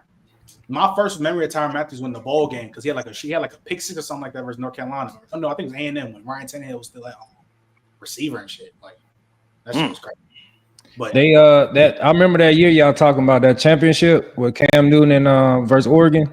The best college football season of all time. I think what's my guy name from best college football season of all time. What's my guy name from Edison? I used to like his game too. Woo. Who? Wait, what's his name? Cliff Harris. Oh, Cliff Harris was the truth. Yeah, man. Yeah, that's a crazy. Like, you bringing up some good names. Yeah, man. I'm a football head now. Yeah. Cliff Harris. Cliff Harris. He pulled Cliff Harris out his ass. I ain't gonna lie to you. Cliff Harris, the truth though. Cliff is the truth, bro. Yeah, but that national championship game, we could not really score in our defense, which was the reason why we lost. But like that offense on the other side struggled too. And what ended up being is Cam just made the plays to win the game, and that's really. I mean, yeah, Cam had everything. One of the greatest. Cam also had that ability, the best college football, especially in college. Like Tom, like the guys in the NFL who won Super Bowls. Who you got, Dimash? What year you got? Oh, Trent. The reason why I can't say that is because you got that early 2001 Miami Hurricane team. Oh, whoa. Hold on, wait. Not greatest team. Greatest team. That's different. That's whoa. Hey, hold on. Hey. Because I thought you said team. I said it's in the conversation, but USC, that Reggie Bush USC team, and that 2001 Miami team. Well, respectfully, D-Mars, in 2001, Trent wasn't thought of, so that's probably why he ain't. No, okay, my bad. You talking over there? No, you good. No, Cam was phenomenal based on the simple fact that really why I rock with him is because he did it his way. Yeah, absolutely. I like the way he carried himself despite all the bullshit that happened at Florida. And we know how that D1 game go and recruiting go and the lies and the politics and all that. So I like the way he was able to go to Blinn, get his shit together, and then bounce on over there, do his thing, win the Heisman. I was having sitting behind Tebow though. Woo. But see, here's the thing. I was having a conversation with somebody earlier. you not gonna. I hate the way people disrespect people, right? Like that whole shit at the 707, Steve. Oh yeah, the kids. That was sad. The kids. First of all, that's why I'm on a serious note now. That's kind of Don't why. know why Andrew talk about. No, that was grown. It was adults though. It was grown man. kids. No, we talking about the fight. We talking about the dude disrespecting them. The kids like talking crazy. Oh yeah. So you got to do your history because you can't disrespect the dude that won a national championship. Right. Heisman. Went first overall and won the NFL. And I'm a Panthers fan. Change our franchise history, dog. And then you gonna have the audacity to be disrespectful to this dude. So that's his camp, right? So it'd be a lot of hate. That's just something that I. What other QB at that level is that happening? I don't even think it's hate. I think they just ignorant. They just don't really. Well, no. What I mean by that is disrespectful, dog. Yeah. Because guys that come before you that really put in that work, just because you don't know or you wasn't born, don't discount what they did. Right. To just say that shit with a straight face is like blasphemy. That's what I be saying. Like that's why when I was coming up, before the internet, I had to be like. When my daddy told me some shit, like my daddy would be 76. So if he would have told me something about Dr. J, I wasn't gonna say, no, Michael Jordan. You know what I did? I collected cards, y'all. So we didn't have no internet yet. Right. So I used to collect cards and I learned shit from the back of the basketball, baseball, and football cards. And then when I did my research and saw old VHS tapes, I was like, Daddy, that motherfucker Dr. J was like that. Yeah. You know what I'm saying? So that's all I be saying. When we get on this show, it's cool to debate and shoot the shit, but we got to give the proper respect, and we got to get a proper flowers to those who really deserve that shit. Because I can't anoint a guy that have one good season today, right? And then he has that one good season, and now we talking about him like we talking about Hall of Famers. That's blasphemy. That's all. What do y'all think Vince Young is in y'all list? Ooh, college or NFL? College. NFL. College. I think Vince is top. I think Vince is in my top 5, but he's not like he's probably like 4 or 5ish. Something like that. We finally agree on something, light skin. VY. Here's the thing with VY. I don't. When you talk about college quarterbacks, what he did for the University of Texas was phenomenal. Don't get me wrong. I just think. It's kind of like what you want. You know what I mean? Like I don't think he was Vic-ish to me. Does that make sense? Yeah. He's really good, but it's not like crazy something that's like outstanding something to where like it's not eye-popping. Right. I guess that's I what did it think is. he was gonna be Randall Cunningham in the league though, because the way he was so like the way his body was real, like kind of like Randall, where it was like real flimsy and he was real. But I mean, as a passer, I never liked Vince Young as a passer. He threw the ball like or some shit. I don't know. Them sidearm niggas. Him and Colin Kaepernick never liked it. I think Vince is top 5. He just like I could agree with that 5. I could agree with that 5. Quarterbacks. I'm not because me personally, Steven, like I'll go back for like Lamar or Vince Young. That's how I like. It's like Lamar. Young. I think. Did you watch the Virginia Tech Vic shit? Vic, no, I watched it back. Vic was crazy. Yeah, Vic was different. He was crazy. Vic was a different dude. Yeah, Vic was something totally. 757 Newport News. We know all about Vic. He was something crazy. Are you putting Tebow in there? No, hell no. Hey, T-March. Hell no, don't kill me. No. He agreed. Listen. He agreed with you. Me and you, this is probably the first time me and you been on the same team. They agree with you. Hey, they nasty though, man. That team had everything, but I'm gonna stop it. Hey, everything. Listen. It's just my opinion. Don't kill me. What I'm saying is, for me, I think he's not the guy for me. Yeah. I just don't think the comp. You know why? Because he did a lot of running the ball. Just that he wasn't great at passing the ball. That's true. And he had Aaron Hernandez. Listen. He had dudes around him in a crazy defense. Listen, okay, but listen. No, all right, no. So are you? No, listen. No, he agrees. Okay. Okay. So I'm saying I can't put him. See, this is what I go by, right? I'm not going. It's unfair for me to say because I'm 46 and y'all younger than me. So it's unfair for me to just say you didn't see it. Shut up. I'm not gonna say that. That's why I say go look at it. If I line up Michael Vick's Virginia Tech highlight film and we're playing this shit side by side, right? Nah, we talking about Virginia. Yeah, line up the teams too. Line up the teams too. Virginia Tech. And I know. I'm just saying. Virginia Tech. Yeah. When you line up Vic shit, right? Then you got to go Robert Griffin at Baylor. Then you got to go Lamar Jackson. I forgot about him. Yeah. You see, it get nasty, right, Steve? Yeah, I forgot about him. Right? So, but Vic Demar's was almost like for the young dudes.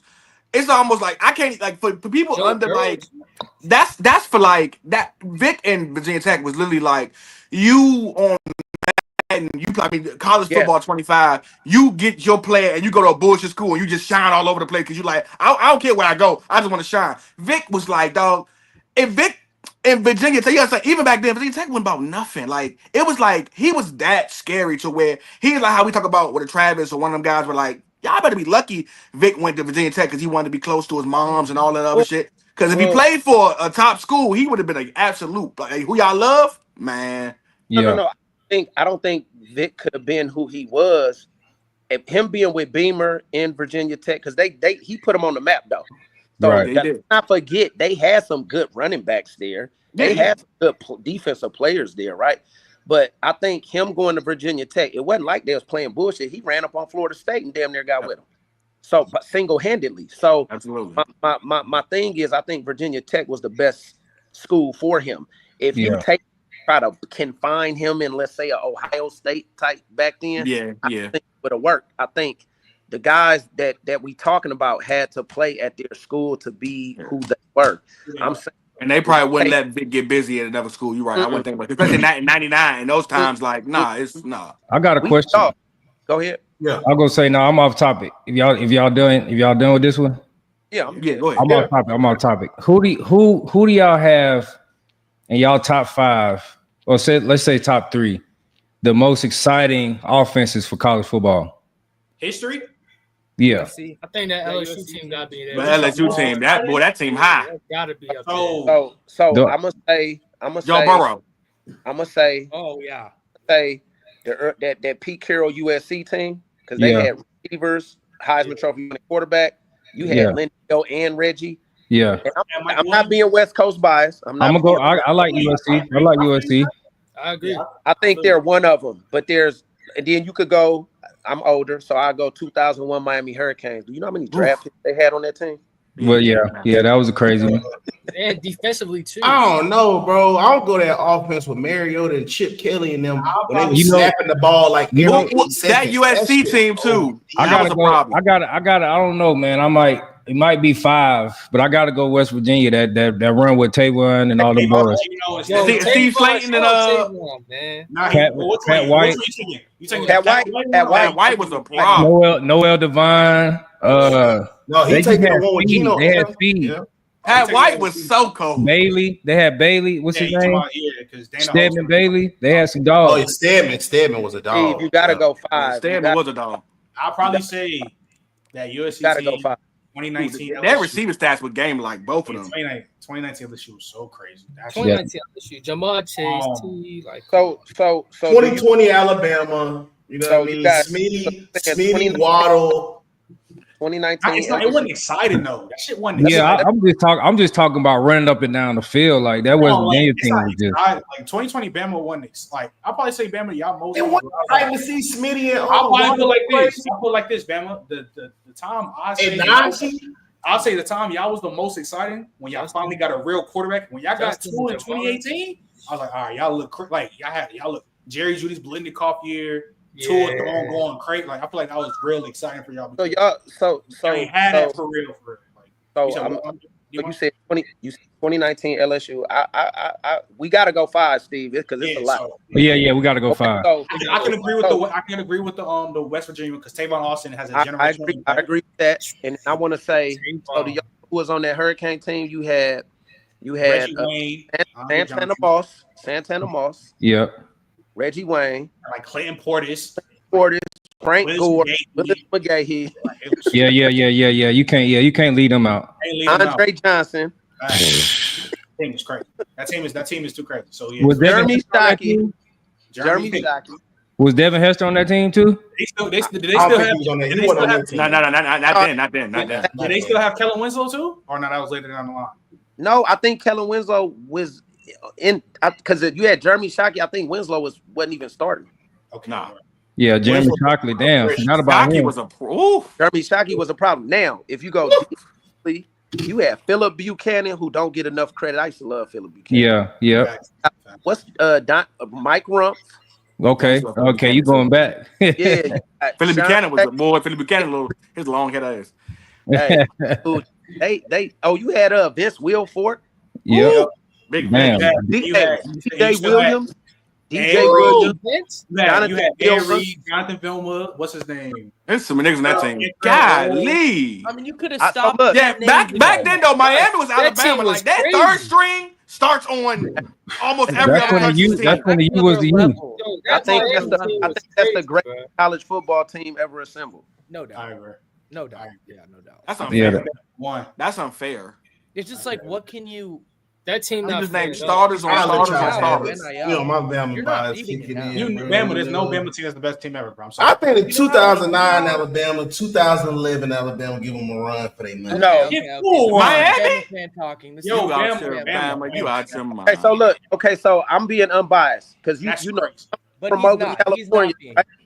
And I don't want to be West Coast biased, but I will say this in no particular order. That 2001 Miami Hurricane team might be top dog in my book. Yeah. Taking that Reggie Bush, Lindell White USC team. I want to take that Cam Newton Auburn team. Ooh. For the greatest teams? Nah, not for greatest teams. I feel like that's the greatest scary job I've ever seen. I ain't gonna lie. They was 5 and 7 before that. They just added Nick Fairley. They just added Nick Fairley and Cam Newton. And there was the two that really won the national championship for them because they could could pass the ball, but it was just Nick Fairley getting pressure every 10 seconds. Because our O line is. Hold on, we sleeping on that. We sleeping on that Florida year too, though. Yeah, 08 Florida. Yeah. Oh, you already put Florida in there? Okay. Hey, what about 99 Florida State? Oh, you with Peter Warrick in them? You got to give me some. Hold on, who on that team real quick? P-Dub, Lavernius Coles. Okay. Damn, who was the running back? Was Greg Jones on that team? Greg was. He's after. Yeah. I'm trying to see.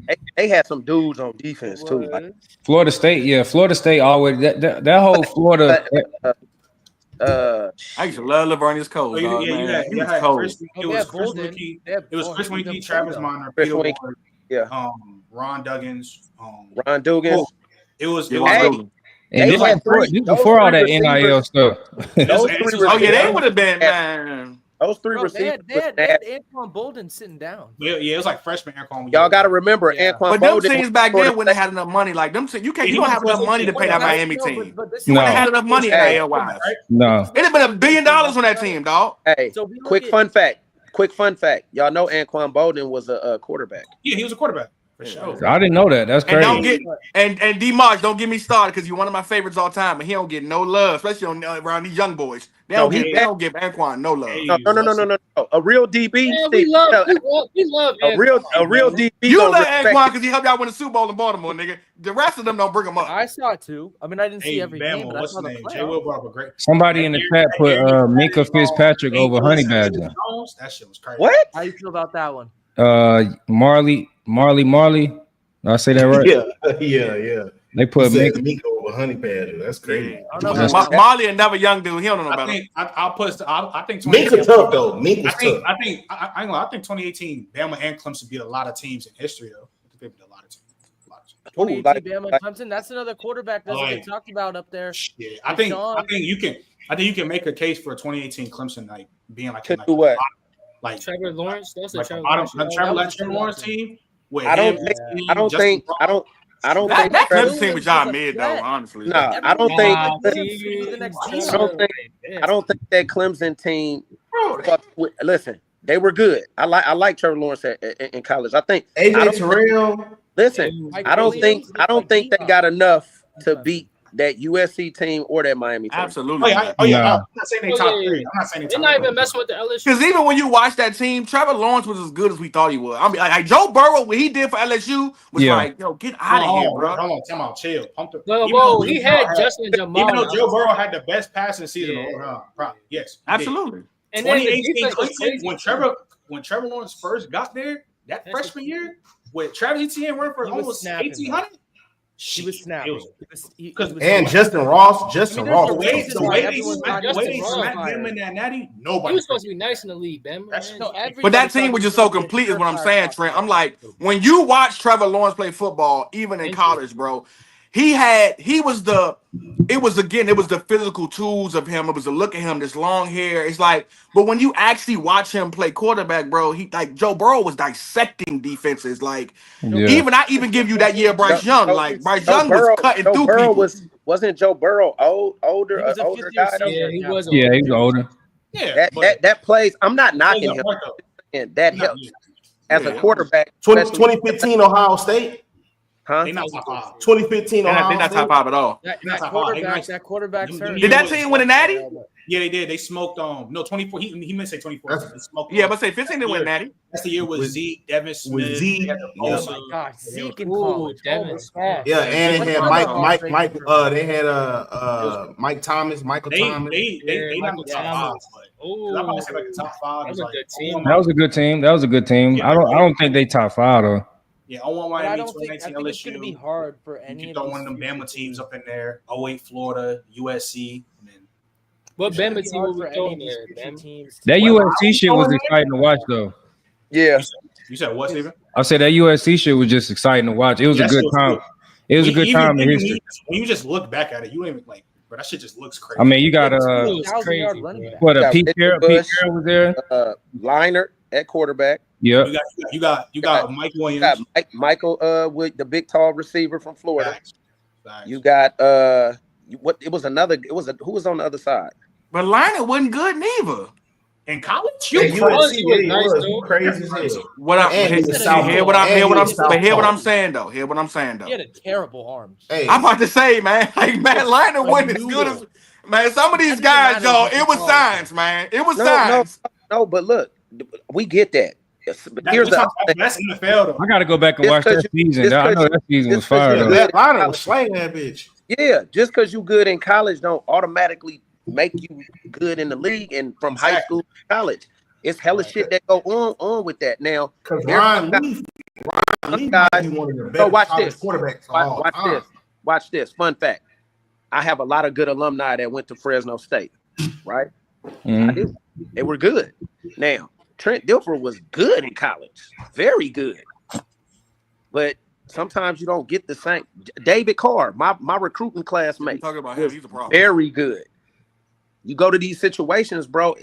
Other variables play into it. So sometimes you can't. Sam Darnold the same way. Sam Darnold can make every pass. I like Sam Darnold. Yeah, he can make every pass. Like he always had the physical tools. But it's just mentally, we wanted to see if he can catch up. You saw it, but then when the playoffs came, he went back to being the same old Sam Darnold. That mental weakness. Early, that pressure will bust pipes, brother. I get Mark this though. What they did to David Carr, that shit low key, like he should like file a lawsuit against them. It was awful. Like for them to make an expansion team, but say, hey, we're not gonna get no players off of other rosters, and then they just say no vets, draft a whole new team, bro. Well, no, there was a couple guys from other teams that ended up on that Houston team. Yeah, that ended up, but they didn't get like the so what they had did though, because they stopped doing it after that year though, but they didn't build the roster with right. Like normally, like what they'll pick people off of like practice squads, like other everything to make a team. Like they didn't do that with the Texans. They majority of their roster was just all drafted, all free agent type pickups, whatever the case, and that's kind of like messed up for us. When you bring in a quarterback like David Carr in, well, you know what I mean, it didn't help that Tony Baselli he had the fucked up shoulder. Yeah. So when he got there, like supposed to be the guy to but had the injury. So they did the same thing to Andrew Luck, and they did the same thing to because I'm from DC, so I literally watched when they got up on. To this day, I don't mess with your boy. What's the coach? He used to coach Shanahan. I don't fuck Shanahan, the father. When they were up on the Seattle Seahawks, 14-zip in the first half. They're supposed to sit that boy and say, win the game for us. Mind you, it's our rookie year. It's his rookie year. If we don't win this game, it's cool. We got this boy for years. They literally shrouded him back out there in that second half, and I'll never forget. And them boys pounced on him. And literally his career was never the same, dog. He threw that man in the fire, man. He threw that man in the fire. He gave y'all what y'all needed in the first half. Bench him for the rest of the half. Let him get healed. You got him next season. To this day, dog. Like it's been quarterbacks where they put Andrew Luck too. Like I said, they just never gave Andrew Luck a good line, dog. So when he finally retired, it's like, oh, yeah, dog. I can't do this for 10, 15 years, dog. I ain't gonna be able to walk with my kids. Yeah, I think he had some back problems, didn't he? Yeah, because of them. He had no back problem before. And I think his neck too. It was like a slew of injuries to where it was like that's what Luck was like. Yeah, I'm good. And Andrew Luck, one of them dudes was like he was great at football, but Andrew Luck was educated. Like he was that nigga was brilliant. Like, he graduated from Stanford. He was an engineer. I don't need this. Like I'm gonna go do something else. Him and Mark Ingram degree. Mark, a degree where you're spending hours on Richard Sherman too. Studying. Him and Mark Sherman, Stanford graduate. Yeah, Richard Sherman too. And Richard Sherman too. I mean, he's a smart guy. You can just tell. I want to say he the GM at Stanford right now. Who the? Yes, he is. He's the president of football. Or actually, he's the. And you know what's crazy? You know he be doing the practice reps with them throwing the ball around and be slinging that joke with a little belly. That's all. Because his shoulder's not completely destroyed like Drew Brees. Because Andrew Luck still got it. That much drama. Shit, when you ain't getting hit, you know what I'm saying, all the time, you can throw that motherfucker. Yeah, you get easy to recover. I got a question for you. Uh-huh. Do you think it's easier today to accumulate more receiving stats due to the way the game is played today versus old school 21 personnel? Oh yeah, that's an easy one. That's an easy one. Follow-up question. Who your top 10 receivers? In today's game? No, all time. Because you say you're a historian and you're a student of the game. Who your top five? Okay, top five. Top five. No particular order. Gotta go Moss.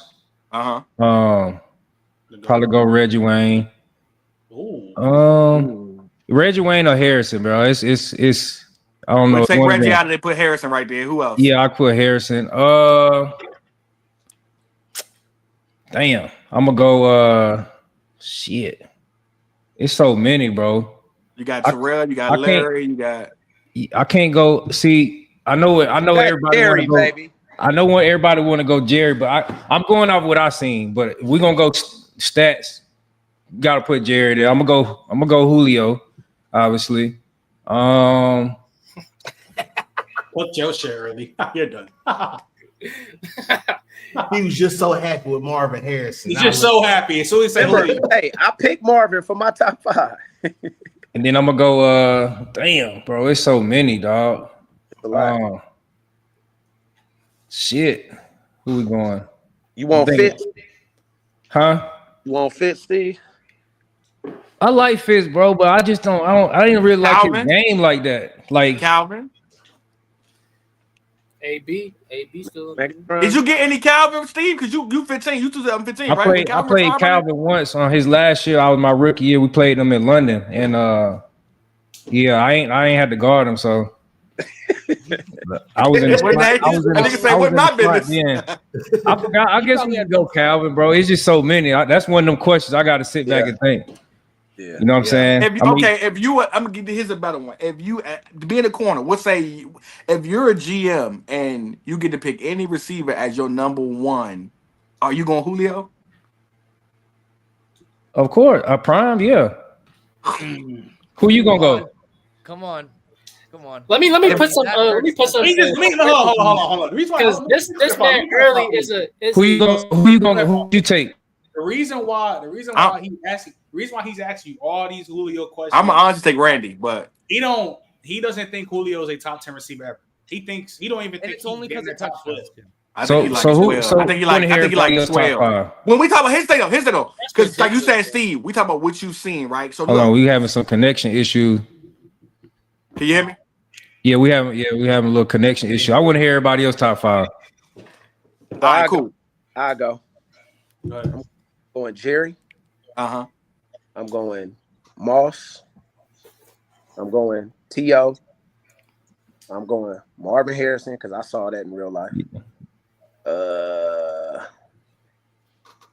It's kind of what you want though, because some guys got different things. I'm a Chris Carter fan. Ooh, I am too. Okay. See, it's I like so touchdowns many, over yards. It's so many, bro. So let me say this, and I'm gonna shut up because I don't want it to go crazy. So we agree on a lot of shit. To be honest, on the real, I'm not taking guys back on because I played 12 years of pro football. I played D1. I coach junior college now, and I train athletes who get D1 scholarships now. So with that experience of me playing, coaching, and training and being in this shit like that, just because you are the faster, bigger person don't automatically make you the better player. That's right. So quick. That's my only argument with younger guys. They seem to think just because you're a bigger, faster person that you better. No. Because Jerry wasn't even athletic as most of them dudes, but he was the best. So it just depends on what you want. The top 5 is kind of crazy. Let me intervene. Let me throw somebody else in the hat. Steve Smith. I was about to say that. I was about to say my top 5 receivers personally. I ain't gonna say top 5. Everybody going personal. I can't say top 5. So look, this is what I'll say with my top 5. I'm gonna just put Jerry Rice over there because he got thing breaking up. So Jerry Rice having 2 careers, cool. We know he's the. I feel like you shouldn't even just have to bring him up when you talk about receivers. Thank you. Just put him 1 and keep moving. All right, so next would be my 5. Would be the 5 we can have because this top 5 you can argue about, right? 1 through 5. Right? Hold real quick, man. But Steve, are you good? I think Steve is shit frozen. Yeah, I need him because I don't want to. Yeah, I want to keep him. You see, up there looking like a statue. Hey, you got to come back. That 5 is nasty. 10 is more like it though. But what I was gonna say with my 5, Chad would definitely be in my top 10. Yeah, that's what I was gonna say. Chad in my top 5. Yeah, we talking about top 5 that we love. Steve, my number 1. Steve changed my life growing up, dog. I have so many good memories of Steve Smith. I got T.O. Randy, Steve. I mean Ocho Cinco, Steve, and Julio, bro. That's a very good solid 5. I'll probably say mine is what I like personally. Yeah, you ain't even got to put Jerry in your top 5. He number 1 all time as far as what he did. So you ain't got to do that. But so I could get a bonus pick. Yeah, get your bonus pick on. Yeah, so you want to get a bonus pick? It's too many, bro. It's too many. I'll probably say mine. Mine is what's his name? Randy number 1, Jerry 2, T.O., and then I'll probably say 4 and 5. Probably like Fitz and Calvin or Calvin Fitz. It don't matter 4 or 5 because I think 7. I think 2 through 7. That shit is mad interchangeable. It's some niggas, Trent. I agree with you that literally are like stat like longevity merchants. Like, here's the thing: if you, I'm not saying the longevity merchants. No. I'm saying, but I know you say that. But I'm talking about there are guys that like even stat wise, I'm not gonna put you over. Like Isaac Bruce, one of them guys that as much as people love Isaac Bruce. People understand, like I was gonna say that the greatest show on turf. Yeah, Torrey Hawk was the better receiver on that team, honestly. And even the numbers Isaac Bruce put up, Isaac Bruce put a lot of mid numbers up, but he did it for so long, his numbers piled up. But Torrey Hawk gave you a lot of them. I mean, Isaac Bruce gave a lot of them barely make. He gave you a lot of Amani Toomer years where it was like 1,081. Like, but no, early you tripping with. I'm being for real. See, Tim Brown gave you them yards and he gave you the top 10. Tim Brown is longevity. I don't know, bro. There's some guys who literally, bro. 100. Tim Brown is in that top. I think Isaac Bruce got like 5 of them shits. Like 100. You can't diminish Isaac Bruce because I'm just saying I wouldn't put him just because number wise in my top 10.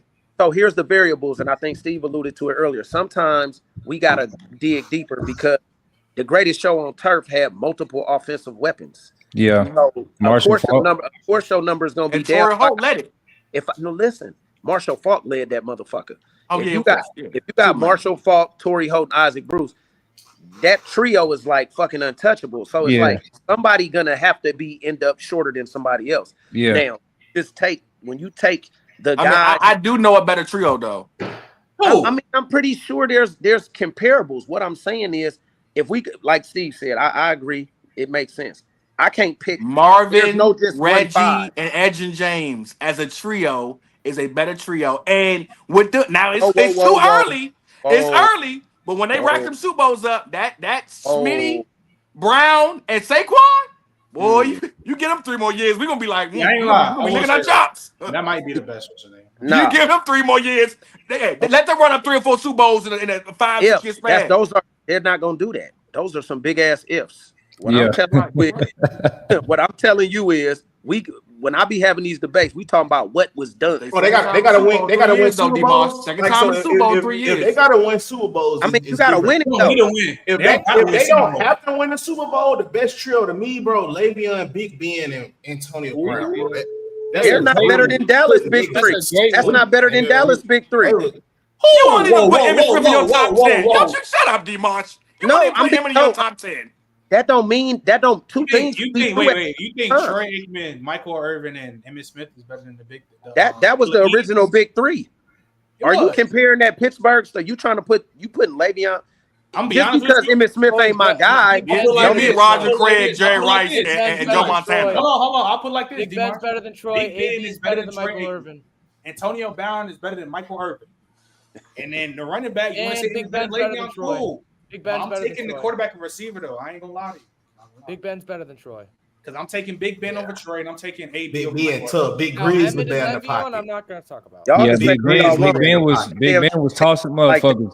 Bro, listen like that. Terrell, I vividly remember Terrell Suggs had him wrapped up in like. Bro, there's so many times. Terrell Suggs is not a little dude. I don't think people understand, bro. For Big Ben to do this right here, he was like, "Get off of me," and when he do that, I'm talking about he just. He's a big dude for sure. You had to deal with Big Ben, did you? When did Big Ben retire? Did you deal with him? When I was there, he was there. He was on his way out though. Yeah, he was on his way out. He was on his way out a while ago. I ain't gonna lie to you. Yeah, he went Big Ben for sure, but he was there. Hey, so y'all, even though I hate Dallas, y'all gonna disrespect Troy Aikman like that? Absolutely. That's a mid-ass nigga, boy. Absolutely. Absolutely. I don't think it's disrespect to say Big Ben was a better quarterback. Yeah, that's why I like. Troy Aikman, listen, Troy Aikman do not deserve to be in the Hall of Fame. It's the 3 Super Bowls, boy. That's where you go. I'm with Dion. When Dion say, because I'm gonna be real with you, I think Eli deserves to be in the Super Bowl, but that's because I'm an Eli fan. But Eli don't really deserve to be there. But like what like Dion said, bro, it's some niggas that's there that you like. All right, bro, like you not. Never said that about Troy Aikman. Dion said that about your boy. But Dion said that some guys in the Hall of Fame waited to be a Hall of Game, and Troy Aikman is not in the Hall of Game. No. I'm not. We taking that shit too far. Troy. Shout out LeVar Arrington for ending that career. Shout out LeVar. So this is the thing a lot of people overlook with Troy Aikman. That was nice. I don't know if y'all saw that video. They showed like the Instagram reel though, but they showed Troy Aikman. I'm talking about he getting on the coaches. He talking about leadership. We got everybody that don't know what's going on. We got coaches sucking in the wrong formations. We got coaches getting in the play late. We got guys that don't know what to do on. He was like, and I gotta do all of this shit as well as play quarterback at the same time. Like a lot of times, bro, it's not always about the numbers. It's about being able to get the team and make sure that we still able to win a game, dog. When everything go wrong, bro, how do you bring it back to manageable? How can we? You're right, because it was so hard with that Cowboy team. It was so hard to win with that Cowboy team that had everything everywhere. Because people act like playing on a superstar team is so easy, but it's not, dog. Because now you have the expectation. It's harder. Everything is magnified. Now Now I just can't afford to go out there, bro. I don't feel like practicing today. That's false, bro. Like, you right about that. Standard for sure. You right about that. But here's the thing about that superstar team. You right about it in this instance. There are some superstar teams that it's a lot of personalities you got to deal with, and that becomes a problem. That Dallas team was one of them teams where they all fought for each other, and everybody wanted to make a play and wanted to win a game. So it wasn't a situation where you got a bunch of guys. Like, it wasn't a situation where you got a bunch of guys that wanted to, that literally was like, oh, I need this and I need that. Like, those guys were actually very sharing when it came to the overall mission of getting the job done. You had a bunch of dudes who were vocal, who would say something, who you wasn't gonna let nobody slack. Like, you had guys like Michael Irvin, like you had guys like Charles Haley. You wasn't just do what you wanted to do on that team. And Bama, that's how I look at Jalen Hurts. That is this. Like, they played against the San Francisco 49ers, who were just as good. And you know who was a playoff riser? You always talk about, what do you do in the playoffs as a quarterback? Troy Aikman played better in the playoffs than he did in the regular season. I'll put it like this. He did do that.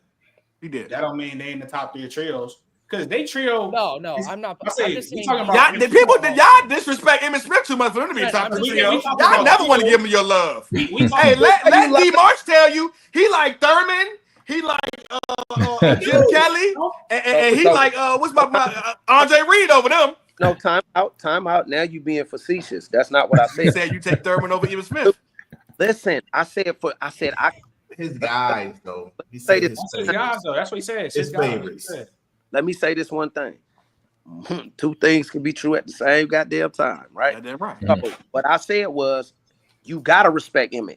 I'm gonna be honest. He just wasn't my guy. He's very highly respected. He's the NFL all-time leading rusher. What I said in context was, I think I can name 10 to 15 running backs that if they had that same Dallas setup, they would have went. But be for real, D-March, there's so many other guys who do the same. Like, be for real, when we name our top 10s, so many guys, even the pros, bro, so many guys don't make, like they feel the same way you do. Like, Emmett is one of them guys when you go, Emmett got the yards, you go, yeah. But anyway, next. Like, y'all don't really, that has been a thing my whole life where Emmett is not the guy you put in your top 5, top 7. Like, y'all never did.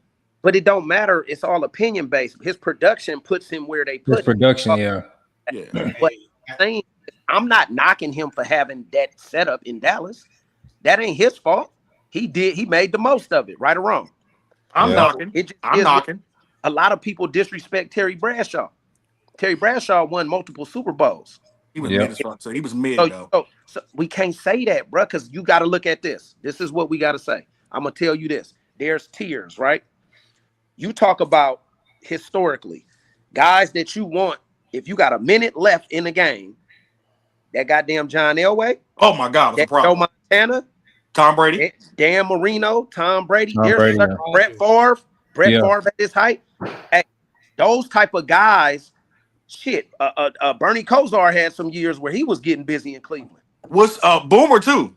Boomer Esiason in Cincinnati. So there's guys that there was tiers, right? That if we need to win and we got the ball with 90 seconds, can they drive the? Who your number one then? Right, at quarterback. I'm old school. Who you want? So I had Joe Montana until Tom Brady took it. So it's Tom then Joe. Now it is. I'm gonna be real with you. I'm gonna go Tom number 1, and y'all know I don't even like that boy, but Patrick Mahomes number 2 for me, Slim. When you need it. Talking about trios. No, we don't see Mahomes as top 5. We don't see Mahomes better than that. Just give me one. Just give me one. I was gonna say trios. Mike Evans, Gronk, and Brady too. I say you talking about trios? Even though it was an older trio. Nah, not for a year. Not for a year. No, yeah, that's a little older. What about they better than that Cowboys? I mean, if you're gonna go quarterback with that, then you got to go Mahomes, Tyreek, and Kelsey. Not just facts. They better than the Cowboys trio. That's a hell of a trio to me. And they keep winning. If Hill don't lead, they keep winning too. Might be the most dangerous trio ever. I'm not gonna lie. Yeah, that shit filthy. Really might be the most dangerous trio ever. I mean, if you're saying dangerous, you could go back to them Rams, and you could just. Yeah, I ain't gonna lie, March. They won a game in 34 seconds though. Listen, you could take. Listen, you know what I'm saying? You don't even have to use both receivers. You could take Torrey or Isaac and Marshall Faulk, and shit that cancel out. March, you know it was a touchback. When they scored in 34 seconds, they got a touchback. Started at the 25, but it ended up winning that game, and they was like, man. And this crazy to say though. The only thing that hurts them, and we adding the quarterback in, and this is crazy to say. We just talking about all time though. Kurt is probably a weak link on that as far as like on that trio that when you compare him to other quarterbacks. And Kurt are great. Kurt, don't get it twisted. Kurt is one of them. You add quarterbacks because he was like a 5-time MVP in the Arena Football League. Yeah, and he won 2 MVPs in the real league. And he won. His arm talent was up there with some of the best. His arm talent was elite. So here's what I'm saying. Yeah. Just give me 30 seconds real quick. We got to stop the bullshit now. Some of these guys, they may not have won as many Super Bowls and they may not be household names, but they was like that, bro. I'm telling you. So for that Rams situation, because guess what? In the preseason, your boy got hurt. He was gonna be the guy. Who Trent Green was his name? Yeah. So he was gonna be tough. Yeah. He was gonna be the guy. I love the story of Kurt Warner because it's the Tom Brady story too. It's the afterthought guy that's really get it out the mud and go turn into a superstar. Bagging groceries. Yeah, bagging groceries, the Iowa Barnstormers, all this shit. And it's the old saying, he played arena, then he played arena. It's the old saying, don't get hurt. Because your job might not be in security. But that's the point though. There's guys, I think you got to add variables. Certain guys, like when I said the tiers, there's certain quarterbacks. It don't matter where you put them, they're gonna do numbers. Mm-hmm. Then there's guys. Where y'all put Bledsoe at? Oh, get out of here. Drew Bledsoe. Bledsoe was nice, bro. On the top. He was though. He ain't really top. I don't think Drew Bledsoe was very regular quarterback. No. Definitely not a scrub. Definitely not a scrub. I think. I ain't saying he was a scrub. I'm saying he wasn't nothing to write home about. He was above average at least. He was very above average. Here's the thing. But you know who else was above average? We don't show no love to. Jeff Garcia was actually really good when he played for the 49ers. Because if I'm not mistaken, wasn't Drew Bledsoe like up for MVP when he got hurt? And then but Jeff had way more talent on his offense than Drew did. Drew was playing well. In New England, you mean? Garcia slid. Yeah. Favorable situation. I just feel bad because he lost his spot twice. He lost it. He lost it. It's lost to Tony Romo. They lost to Tom and lost to Tony. Here's the thing. Drew Bledsoe, it's just unfortunate we couldn't see the entirety of it because of the injury and Tom Brady, emergence of Tom Brady. So there's like the Bo Jackson shit. And he won them that AFC chip too. But that's what I know. We doing if was a fifth sometime, but when you look at shit and you really break it down, there's other variables in there that go either for or against why you couldn't see the best. That don't discount who they were and what they were. Yeah, that's the thing. You know what I'm saying? So there's a guy. If we, since I'm a corner, we talking. There's a guy that was supposed to be on that Dion level, but he had off the field trouble. Who's that? Dale Carter. He was. Dale Carter. Yeah. Dale Carter was like that. Dale Carter. Yeah. You get what I'm saying? Him and James Hasty was like that in Kansas. I feel the same way about because I think two guys that I feel the same way about at receiver that could have been like that. I think Justin Blackman could have been Anquan or Andre, and Josh Gore would have been one of the greatest receivers. Yeah, Josh Gordon, Hall of Famer. Josh Gordon was a motherfucker. I think who he had like Josh Gordon was like Julio AFC. Yeah, he had like 14. Did he have like 1,400 that year? Yeah, he was going crazy. 1,600 that year in 12 games, something like that. Yeah, he was going crazy. He was a beast, man. He had like 3 or 4 games with 200 yards. I ain't never seen dude rack up 20-yard receiving in that many games. And that shit was easy the way he was doing that. Yeah, it was super. You look up like that. He 215. He was just killing like nobody. He was so good. They gave him. I remember even when the Browns had Hard Knocks. He was so good. They gave him even after the stuff, dog. He was so good, and they loved him so much. They gave him like 3 years where they was like, he gonna get it. He gonna get it together. He gonna stop smoking, and he gonna be what he supposed to be. And he just never did it, dog. Damn. They gave him a lot of chances, though. Honestly, and I love Josh Gordon. Even in college, that man was built like in college, he was like an action figure, man. Too. Like, bro, he getting a lot of chances his whole career. He was giving him chances. It's just unfortunate. Went to the Patriots. Cornerback that should have been good. That got screwed over by scheme. Also, he may not have been as good, but Trent will attest. Mo Claiborne was unbelievable last year. Oh my God, Morris and you know what he went to? I knew you were gonna say Mo Claiborne. Ryan zone defense, the opposite of what he was good at. But that's kind of what D. Marsh was saying. Like, that is different variables when you get into the NFL. Is like, shit, you're gonna go to a scheme. You know what I'm saying? You might not adapt well to that shit. Yeah. Oh, hey, Steve, I used to like Jenkins too for y'all. Mike Jenkins. For instance, I know C Wood know this. Like Antonio Langham from Alabama. Antonio Langham was nice. DB. Yes, Alabama. But end up going to the league to where I guess it, like you said, it just wasn't favorable for him. I mean, he played 7 years. I feel like if you play anything over 3, that's success to me. But man, if you in the grand scheme of a roster, if you can make a roster, it's tough, bro. Like so. You ain't lying about that. For me, it's like when you I got an example, right? Mm-hmm. When you talk about just the variables, it's like shit don't be fitting right. And then a lot of times when you become a free agent and you trying to go get that bag, sometimes guys will take that money over the fit.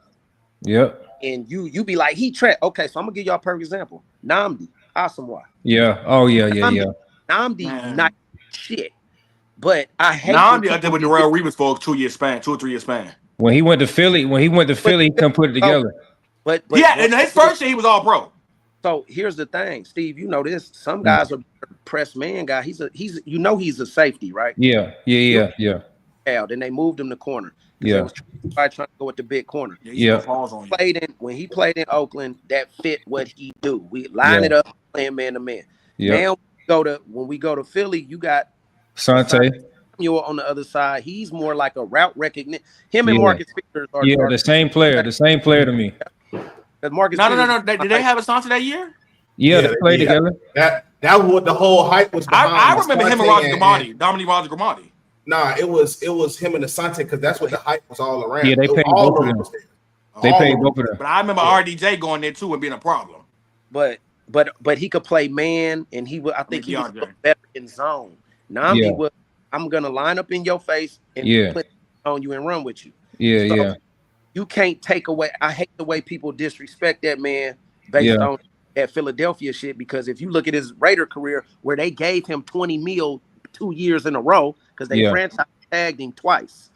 Man, nobody feeling bad for Namdi. That man married Kerry Washington. Nobody feeling bad for Namdi. They had a good life on and off the football field. His play style, it didn't fit the way what they was doing in Philly. You know what I'm saying? Like it just wasn't. It was a scheme, you know, and that shit was kind of. Would follow. Like Namdi was like literally a lot. Like Namdi, as far as peak for peak lockdown, you want a guy to get on you and just guide you. Man, Namdi. Then they start fucking with him. They start putting him in a slide, all type of weird shit. You know what I'm saying?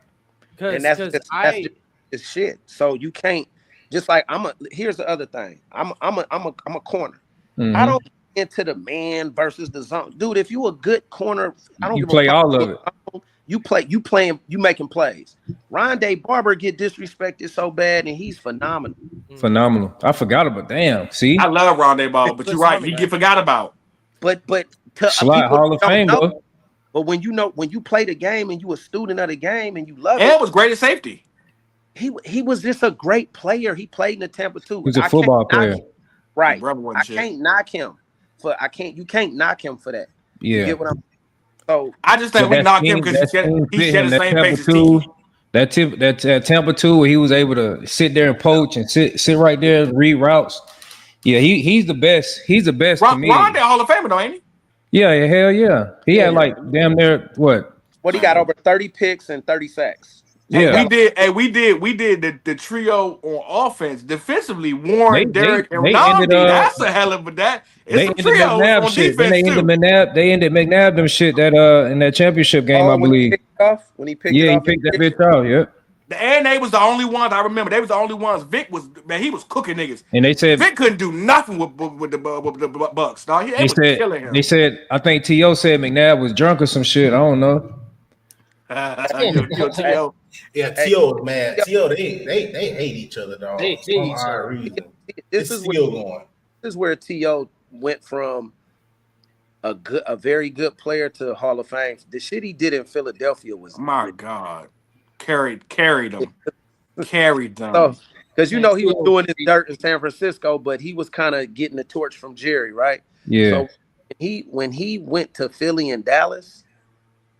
Yeah, that shit was curtain. And if you talking to T.O., because that's the homie, if you talking to T.O., I know T.O. through Vernon, even to this day. T.O. in the gym, and then he is so fucking. You like, bro, you're not going to the league, okay? We're not picking you up at 50, he still was trying to play a couple years ago and shit. He's a physical dog. He's a physical animal, dog. I'm gonna keep bringing this up.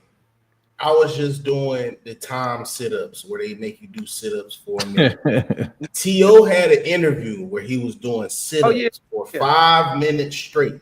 Listen here, I had to do sit-ups for 30 seconds straight, and I had to pause in between. This nigga was doing sit-ups the whole while talking 5-minute interview while talking. So look, specimen, bro. Specimen. You talk about conditioned athletes.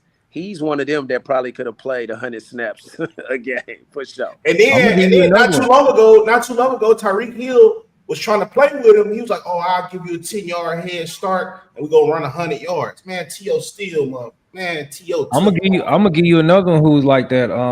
AB conditioning wise. Oh yeah. You know what I'm saying? Like the stories is real, motherfucker. Like he catching that bit or catching the slant. Usually they blow the whistle. He going the whole field. And you coming back lining up, you like, you know where he got that? Steve? What's that?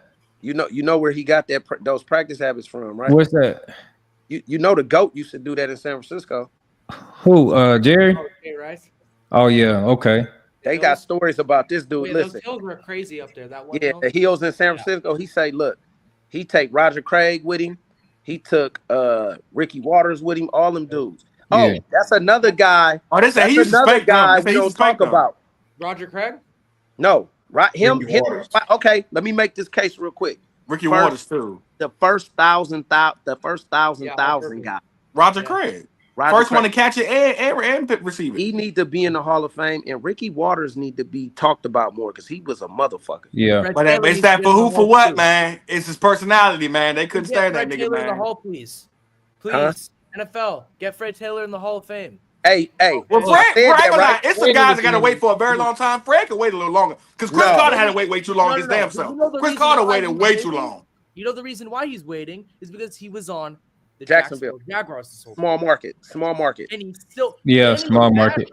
And if we're being honest though, we talking about it's guys with better numbers like Ricky Waters, like it's guys gonna get it before him. Fred gonna get there eventually. LaShawn McCoy coming. Marshawn Lynch coming. Like it's guys that's gonna be before him. Is AB? Did AB play himself out of Hall of Fame? Yeah. Oh, they gonna if he get in there, Steve, they gonna make that boy wait 40 years. By the time he receives this Hall of Fame, he gonna be old and gray. It can't. Is that has that ever been done? Like they like, nah, you ain't getting it just for off the field. Yeah. Well, no, they're not gonna come out. They did it with T.O. You remember they made T.O. wait a year.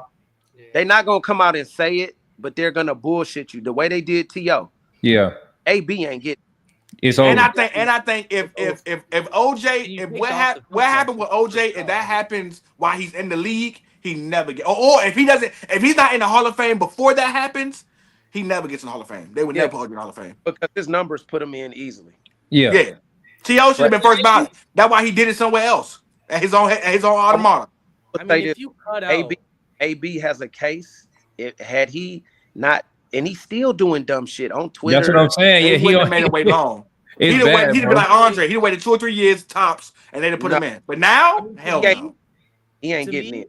There's so many guys that's coming that they're gonna be like they'll put Donald Driver in before they put Antonio Brown in. Trust me. Did you have AB? I'm just saying, but Donald shouldn't go over him. Like you got guys like Steve Smith. You still go like there's guys that's still waiting. It took Andre Reed forever. Like it's guys that's still waiting that. Even from the yesteryears, that they're gonna be like, oh, who we got, AB or him? Oh, AB or Steve Smith?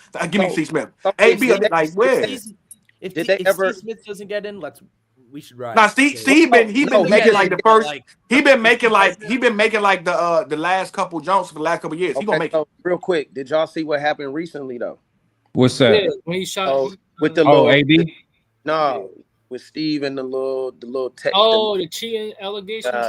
I forgot about that. That's like his first hiccup. You get one shot. No. Listen, what I'm saying, dog. I know. I'm just saying. This is what they be doing, bro. Yeah. They not just going on the field because if that was the case, T.O. should have been the first ballot. Right. No question. I mean, AB could be. But Drew, it took Cliff Branch. Come on, bro. That was crazy. Drew Pearson ever in yet? I don't think so. Drew got in for a long time. He got in, but he got in. I think he got in 2 years ago. Oh, okay. They finally got him in. They took. Remember that I remember the year before he was waiting to get his name called. I mean, he cried about it. He said they keep doing it to him. But then the year after that, they finally came to his door, and the dude came to his door. He was in the hotel, and they came to his door and told him. He cried like a baby. But yeah, he got in. Drew got in. Okay, so there's a lot of deserving guys, right? Yeah. So, now what I'm saying, guys like that had to wait so long, D-Mar, they're gonna circle back around them for the AB in.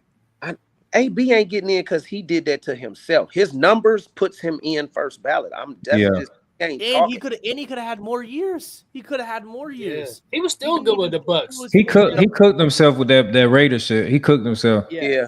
No. But he redeemed himself with the Bucks.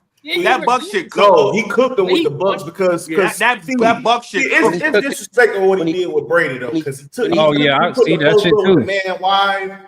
Like you can't Brady do that. Did everything. No, but even mid game, I mean, that's a wrap, bro. I forgot about that too. The Raider shit was the beginning of the end. You arguing over helmet, okay? Then what really just cooked it? Because you like you said, you just disrespect the shit out the game. You took your shit off and walked off the field. That shit was. You can't do that. The only nigga I know to do that, and that's like my cousin, but he didn't do it on the field, and I love him. God rest his soul, bro. That's hard. God rest his soul. Vontae was the only one. Like when Vernon tell the story of Vontae, like Vontae called, Vontae got that high voice, and he was like, I'm done, dog. I'm out of here, dog. I'm gone, man. I'm out. Did you see the voiceover that they did? My homeboy was on the team, Lorenzo Alexander. Yeah. They made a video with Lorenzo, like he wasn't saying it, but it was this voiceover, and he was like, yeah, man. Vontae told me, man, fuck this shit. It was crazy, bro.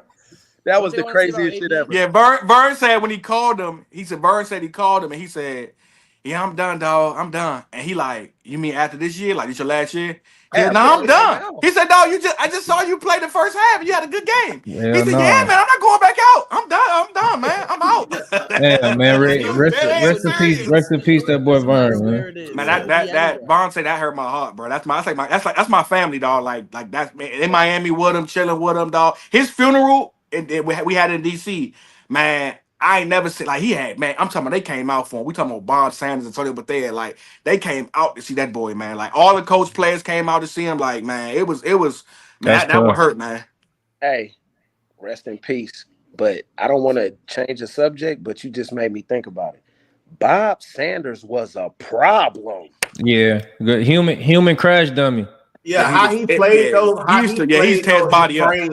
His frame wasn't meant. But listen, two guys. If you tell me like two guys as safety wise, because I know y'all love the Rod Woodson and all these, the Ed Reed, whatever.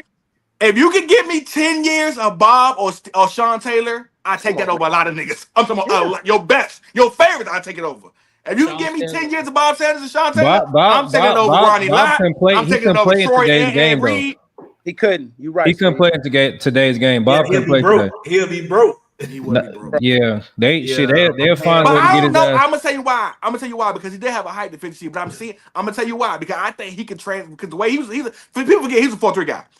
I think he would have transitioned himself in today's league with his athleticism to be back like an Antonio Winfield. Like that short guy, but I'm still making plays, or how Kyle Hamilton can still fill that box, but still covering the backfield. Like I think he could have transformed this game. Sean would have just some of that shit be wired in your brain. Like I'm gonna kill a motherfucker every time. I don't think Bob Sanders. That was his game. It wasn't the cover. He was a middle field or in the box guy. A racer. He was a racer. He's a tackler. So I put Bob Sanders and Troy Polamalu in the same wheelhouse. Yeah. So this what I mean though. What about Cam Chancellor? When we speak on Antonio Brown, this is what I mean by Antonio Brown, because these are the guys who have to get in. Larry's still gonna get in. He probably be first ballot at the that's easy. That's easy. Steve Smith still got to get in. Reggie still got to get in. Anquan still got to get in. Henry Illard that played for the Washington Redskins and the Rams, he got to get in. Torrey Holt still got to get in. Jason Witten gonna get in. Irvin Fryer still got to get in. Mike Evans gonna get in. It's guys. They would let Jimmy Smith, Brandon Marshall, Hines Ward. Like there's guys. They gonna make him wait if he get in. Hold on. Hey, you can't forget about 95. Mark Brunell, Jimmy Smith, and Keenan McCardell was nasty. Oh yeah, I forgot about nasty. And Fred Taylor, right? No, Fred Taylor. And Fred. Yeah, Fred. I think AB, besides Calvin Johnson, for me, is the best receiver of the generation. And the reason why I say that is because 5'10", 5'11", but he was Superman for that size. Yeah. He could high point the ball on almost anybody. You know, you weren't touching him. His condition made him superior. Because AB could run down the field for a deep ball and then not get the deep ball and then do it again the next play. And he wasn't scared down the middle. That's what separated him. And his route runner was beautiful. Y'all want to know? Now I shake it outside. Bang. AB said he used to swim every morning like for 45 minutes to an hour, and I believe it. Like that swimming conditioning really. And AB had to really work. Like AB come from nothing. Like he had to really work. AB played like a dude who like I got to get my mom and him out the hood. That's how he played. Like he played like a dude who, like my family generation, like my generational like family is on my back. Like I gotta win. He going on, man. He went outside though. Vontez Burford, Steve. Vontez Burford. The man daddy was a guy in the arena league. Also, AB was like a 5th, 6th round draft pick. So he absolutely. I remember years ago before he even like blew up, like his first year, second year. I never forget watching that training tape. It was him, Andre, Santana Moss, and Chad Johnson. And I remember seeing him and going, dog, out of all these dudes that's some killers. I'm just naming. He had the best footwork out of all of them. Then they had what you call him. Sanders. What's his name? Sanders. Oh, Emmanuel Sanders. Yeah. Route runner supreme. Yeah. Martavius Bryant, bro. I don't know. Hey, that another dude crashed out who could have been a problem. That's another thing, though. Why AB? But Martavius was nice because no disrespect. But he crashed out though a lot. Juju Smith-Schuster. No disrespect to those two guys, but AB was the reason why those guys got stats when they did. When Juju put up 1,300, it's because he had AB on the other side. Antonio Holmes was nice. Antonio Holmes was a beast. Yeah, he was cold. Yeah, he was good. Steve, what part of Georgia you from? I grew up in Atlanta, and then I went to high school in Warner Robins, so Middle Georgia. Okay, so I had a homeboy. I think he was with the Chiefs. Chris, I think his first name. We was in camp together. He went to Robins, Georgia, but I lived in Fairburn for 7 years. Oh, word. Okay. Okay. I had bought a house. I had a house built over there off of South Fulton Parkway. Yeah, you was on the over there, Fairburn, Ben Hill, all that over that way. Bro, yep. Yeah. So who all? I know Georgia loaded on talent, man. Who all was playing in high school back when you was playing high school ball, Steve? Damn. Like that. I interviewed Evan Ingram, bro, and he played on the same team with Kenyon Drake the same year in house. I'm like, bro, I didn't realize y'all had that type of football going on. Then Trevor Lawrence from Georgia, Deshaun Watson. Deshaun Watson, yeah. See, I'm older than them guys. We had like, who do we have, bro? You had Todd Gurley and all them dudes. I think Todd was playing that around that time. Bud Dupree still playing with the Chargers. Bud Dupree. They had a dude named Nick Marshall. He got in some trouble, but I know Nick Marshall. Hey, Steve. Yeah. I coached Nick Marshall in training camp up in Saskatchewan. Oh, word. Okay, yeah, he did go up that way. Yeah, that's my dog. Yeah. Hey, he's an athlete, bro. Yeah, he a dog. He can play basketball, everything. You know what I'm saying? Me and him kind of grew up in the same area. Casey Hayward. You know what I'm saying? Casey Hayward. Casey's a problem. Kareem Jackson. You know what I'm saying? Who else? It was a lot of dudes, bro. I got some dogs out there in Georgia. Georgia basketball nice too. People sleep on Georgia before his talent, bro. Georgia loaded. Got a dose when I was out there, man. Terrence and Robert Edwards. Yeah. Champ Bailey from Georgia. Bailey. My dog. Shit. All them boys that went to. We used to work out at the school. During school, they used to let us go on the field. Yeah. I went to Grady High School for a year. That's why I got kicked out. Oh, yeah. What you get kicked out for? Man, all type of shit. Oh, you went to Grady? Yeah, I went to Grady. I went to Grady. I went to school in Atlanta, so I'll be knowing a lot of high schools. We had Damian Swan. He went to Georgia, got in some trouble. Yeah. Oh, I'm tripping. My boy Eric Reed. Ooh. Eric Reed used to play for Florida State, number 5. Yeah. Telvin Smith played Florida State. Yeah, all them boys down there. Telvin was tough. My cousin, I had a cousin that went to Burtmore. Okay. I mean, I don't know if you really consider. No. We used to play. We used to play, bro. Did you ever play Tucker? Yeah, we played Tucker. We used to play C Tucker a lot. I'm trying to think, bro. It was a lot of dudes. Good when you was coming up, Steve? Huh? Was Creekside good when you was in school? When I was younger, that's where Eric Berry went.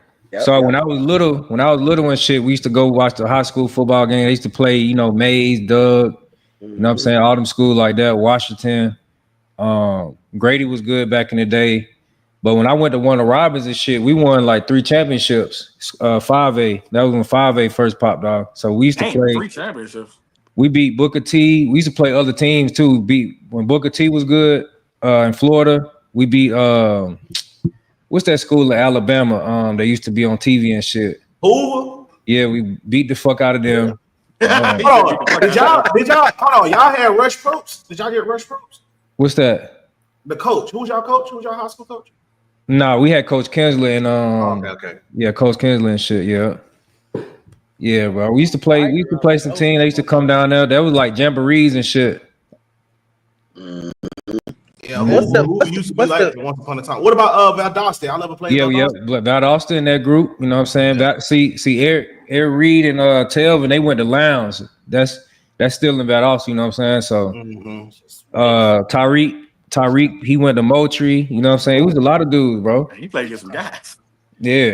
Georgia took some talent, bro, and then not even talk about them all. Cam right there. Yeah, Cam went to Westlake. You know what I'm saying? Westlake, so that's the man. What Cam going to Westlake? They ain't gonna be out of squad.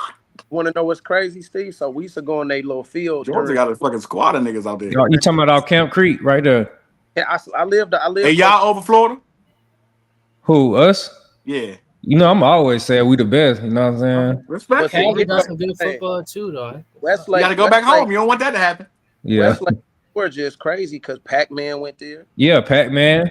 I forgot about Pac-Man. I'm tripping. Yeah, Pac-Man was the problem too. People don't realize how good he was. And I ain't even got. I mean, y'all know like where y'all from and stuff like that, bro. It's a lot of dudes. See, I'm thinking about the dudes I played with that never made it out, got in trouble and shit. I'm thinking about the dudes that was like. Oh, there's a lot. There's like guys, especially on my team. Sound like you was almost one of them, Steve, getting kicked out of school. Oh yeah, man. Running with the wrong folks, but Marcus Ball was a hell of a linebacker. Yeah, Marcus Ball. Like I know everybody know about his brother Reggie, but Marcus Ball was like the truth, bro. Yeah, them boys was like that growing up, bro. And the football games, bro, like growing up down there, bro, like that football was everything, like eating, sleeping type shit, like. Yeah, that's really how it is. They're in Texas, bro.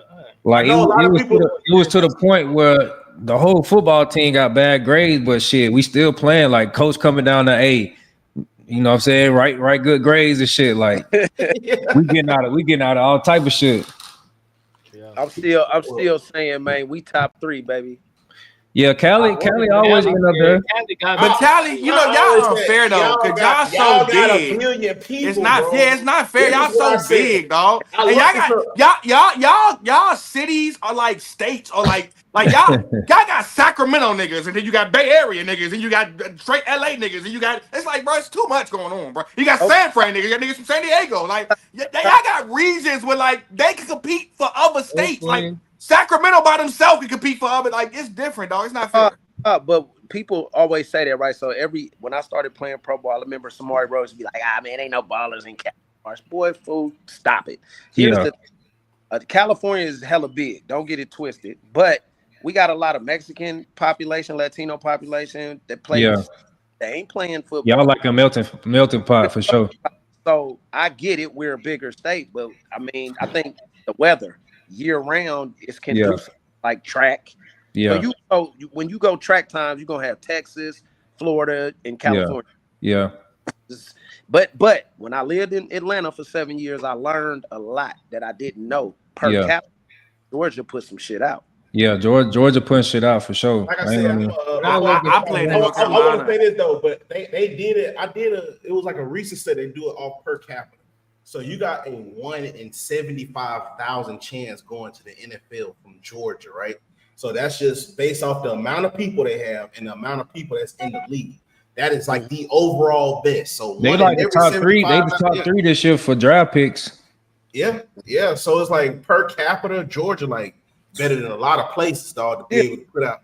Because they only got 10 million people. So for 10 million people, they still able to put. But it's just different because down there it's just like I'm telling you, it's like football. Like that's all we got. You know what I'm saying? Like yeah. Hey, the Hoopers up Georgia. And the further you get down, Hoopers too. Lemon pepper. Yeah, absolutely. The further you get down south, though. I used to play a lot of ball up there. AU like tournaments, man. Yeah. I used to play in them and shit. The Atlanta Celtics with Josh Smith. Josh Smith used to coach our team. Ballers. He used to coach our team. Yeah. The further you get down south, though, it just gets scary, dog. Malcolm Brogdon. He was on my team. Malcolm Brogdon. Yeah. Malcolm Brogdon too. Hoopers, bro. Well, y'all, I had to learn too. Louisiana per capita is because y'all do know Reggie Wayne and Ed Reed ain't from Florida. Yeah, they from Louisiana. Yeah. Odell Beckham from Louisiana too. You know how many currently the best receivers are from Louisiana? You know how many of them? It's ridiculous. Jamar Chase from there too. Jamar. Well, LSU is that's because LSU is a receiver school. Run routes better in Louisiana. Like I don't know. Well, I mean, when you go historically, and I had to school some of my JC players on this because they younger, they didn't know no better. When you talk about DBU, the people who know Ohio State was untouchable. Oh my God! It was wild. Yeah, untouchable for a long time. Now, even now, it still got some love. Like, they still put Denzel Ward. I think Denzel. He's my favorite current corner in the league. Denzel Ward, yeah. Denzel, nice. Technique wise, he could tackle. Denzel nice though. I know. You know, I'll be poo-pooing him, but he could. He had one bad year, and early. It's really he just can't stay healthy. You know how many guys have one bad year and they get dropped off the top 10? Also, you know, having Myles Garrett as one of your pass rushers does help. It does help. Nah, his technique, all jokes aside, like D-Bar said, he got one of the best techniques. He's fast as hell too. Yeah. I mean, like I said, it kind of. I know we talk a lot of shit, but you gotta like when you a player yourself and you get on these teams and you get to see the shit up personal. You have a different respect level for this shit, bro. Like certain guys. Like I said, down south, I played in DC, and then when I went down south to play ball, I was playing like safety. I played a little bit of linebacker, and I played slot receiver. I went down south, and like our running back with his name was Mont Hood. He was like 6'2", 210, and he looked like a damn grown man. Like, and then I had 1 year. What's my guy that went to Florida and was a first-round draft pick to the Bucks at corner? Oh, Vernon Hargraves. As a freshman started varsity on our team and was a problem. Had 1 year, had like 8 picks that year. His father took him to Florida. And then I played against Todd Gurley. That boy had like 400 yards on us. Like I never forget one of our guys on our team. He was known to like talk shit. He was a hitter and this and that. And I remember like he couldn't get to Todd, so he talking shit. Y'all boys scared of him, this and that. So Todd, he finally got the line up with Todd where it was like 1-on-1. Todd punched him. He came aside and I was like, my bad, y'all. That boy a problem. I'm like, yo, Todd, like it was like the further you get down south, it just got nasty. Like those Rams teams were him. It wasn't Jared Goff.